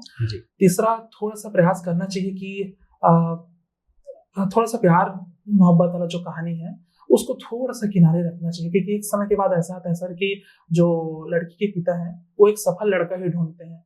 तो मैं थोड़ा सा बोलूंगा कि अगर जिन लोगों के साथ भी ऐसा स्थिति है, तो मैं ये नहीं बोलूंगा कि वो गलत है करके, लेकिन थोड़ा सा उसके साथ ही साथ आप कम से कम अपना पढ़ाई को भी ज्यादा प्रायोरिटी दीजिए। और फिर तीसरा ये है सर कि अगर आप मोटिवेशन है तो मोटिवेशन को एकदम आप किसी से मांगते मत रहिए उधारी कि भैया कि दीदी मोटिवेशन दे दीजिए करके। अगर आपको मोटिवेशन चाहिए तो बस आप अपना आंख बंद करिए, अपने माँ बाप का चेहरा याद करिए, जो भी लोग संघर्ष कर रहे हैं, चाहे जैसे भी परिस्थिति में वो लोग गुजर रहे हैं, और अगर वो लोग आपको 4,000 5,000 रुपए हर महीना भेज दे रहे हैं, उससे बड़ा मोटिवेशन कुछ नहीं है। उन लोगों की स्थिति को ठीक करना है, यही आपके लिए सबसे बड़ा मोटिवेशन है। और ये बोलूंगा सर कि बुरे से बुरे वक्त के लिए भी इंसान को तैयार रहना चाहिए, कि जैसे मैं तैयार नहीं था कि कब मेरे साथ मेरे दोस्त छूट जाएंगे, कब मेरे साथ मेरे चाचा जी का ऐसा देहांत हो जाएगा, कब मेरे घर का स्थिति ऐसा खराब हो जाएगा करके। तो मैं लोगों को यही बोलूंगा कि बुरे से बुरे वक्त के लिए लोगों को तैयार रहना चाहिए, कि कल क्या हो जाएगा पता नहीं, यही शायद जिंदगी है। और फिर ये भी बोलूंगा सर कि कई बार एक्सीडेंटली कुछ प्रॉब्लम आ जाता है, कई बार इकोनॉमिकली प्रॉब्लम आ जाता है, फिजिकली प्रॉब्लम। जैसे यहाँ के अधिकांश स्टूडेंट, एक चीज और बोलूंगा सर यहाँ पे मैं कि जरूरी नहीं है कि आप 8 घंटा या 10 घंटा पढ़ें। मैं लोगों को देखा हूँ कि जो लोग 4 घंटा 5 घंटा पढ़ के भी वो लोग पेपर क्वालिफाई किए हैं। इवन ये चीज जरूर मैं हाईलाइट करूंगा। मेरे साथ जो मेरे भैया पढ़ रहे थे वो और मैं 2020 में जब हम लोग अपना लाइब्रेरी में बैठ के तैयारी करते थे, उस टाइम सर हम लोग 15-15 घंटा 16-16 घंटा सहस्त्र लाइब्रेरी में बैठ के हम लोग पढ़ते थे। हम लोग इतना ज्यादा पढ़ते थे कि ना हम लोग दिन देखते थे ना रात देखते थे। हम लोग बस नीचे आते थे तो सिर्फ खाना खाने आते थे, फिर दिन भर हम लोग पढ़ते थे। उसका नतीजा ये हुआ सर कि मतलब मैं भी थोड़ा सा फिजिकली रूप से कमजोर होता गया, सांस फूलते गया, पेट बाहर निकलते गया, थोड़ा सा शरीर कमजोर होते गया, रीढ़ का हड्डी दर्द करना चालू कर गया। जो मेरे भैया थे जो मेरे साथ पढ़ते थे, जस्ट अभी उनको सर 2 ही महीना हुआ है, उनको ब्रेन स्ट्रोक आ गया था। मतलब वो मौत के मुंह से बच के आए हैं। उसका कारण ये है कि वो बहुत ज्यादा प्रेशर ले रहे थे। अगर मैं सफल नहीं होऊंगा तो क्या होगा, मम्मी पापा लोग इतना पैसा भेज रहे हैं, क्या होगा, मेरे को कुछ सफल होना ही है। भैया लगभग उनको 7-8 साल हो गया तैयारी करते करते, नॉलेज है लेकिन बस बेचारे का प्री नहीं निकल पा रहा है, कुछ पेपर में क्वालिफाई नहीं कर पा रहे हैं। तो मैं यही बोलूंगा कि परिस्थितियों के लिए आप तैयार रहिए, और ये बोलूंगा कि जिंदगी बहुत बड़ा है। अगर पेपर क्वालिफाई नहीं भी हो रहा है तो इतना तो मैं बोलूंगा कि कोई इंसान भूखा नहीं मरता है। जो रोड में भीख भी मांग रहे हैं उन बेचारों को भी 2 का खाना मिल ही जाता है। तो किसी भी पेपर को अपना जीवन मत बनाइए। जैसे कई बार स्थिति मेरे साथ भी आया जब लगा कि सब खत्म कर देना चाहिए। कई दोस्तों को भी लगा कि अब सफल नहीं हो पा रहे हैं, इतना साल हो गया और कब तक पढ़ें। लड़कों के मन में नजर ये आ ही जाता है कि यार कब तक माँ बाप के लिए बोझ बने करके। तो मैं यही बोलूंगा कि मेहनत करते रहिए आप सब। एक दिन वो पेपर छप रहा है उस संस्था में, अब वो चाहे अमीन पटवारी का पेपर रहे, चाहे वो कुछ भी पेपर रहे, वो पेपर छपेगा, वो आपके सामने आएगा, उसको आप सॉल्व करेंगे, और आप डेफिनेटली चाहे किसी का पेपर बने या मत बने, आपका जरूर पेपर बनेगा और आप चयनित होगा, इजिली आप क्वालिफाई कर लेंगे। ये मैं एकदम आपको श्योर बोल रहा हूँ एकदम। बहुत बढ़िया।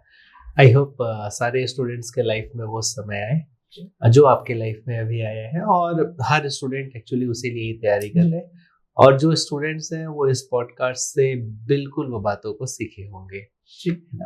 लास्ट में हमारी जो प्रथा रहती है, किन्हीं 2 सेलेक्टेड ऑफिसर्स या फिर टॉपर्स के आप नाम कहेंगे, आप चाहते हैं जिनकी स्टोरी हम यहाँ पर लेकर के आए, तो आप प्लीज उनका नाम यहाँ पे ले सकते हैं।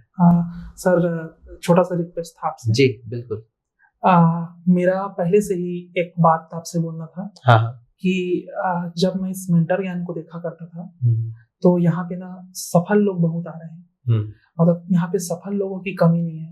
लेकिन सर अगर मैं बोलूँ ना तो गांधी चौक में इतने सारे असफल व्यक्ति बैठे हैं, मतलब मैं बता नहीं सकता सर, इतना ज्यादा वहाँ पे डिमोटिवेशन है। मतलब लड़के लोग छत में जाके रोते हैं, लड़कियों को मैं देखा हूँ कि उनके माँ बाप लोग प्रेशर कर रहे हैं कि शादी कर, मतलब कर, अच्छा लड़का आते फिर मिल ही के नहीं मिला है, कर फिर हम मर जाबो जी जाबो।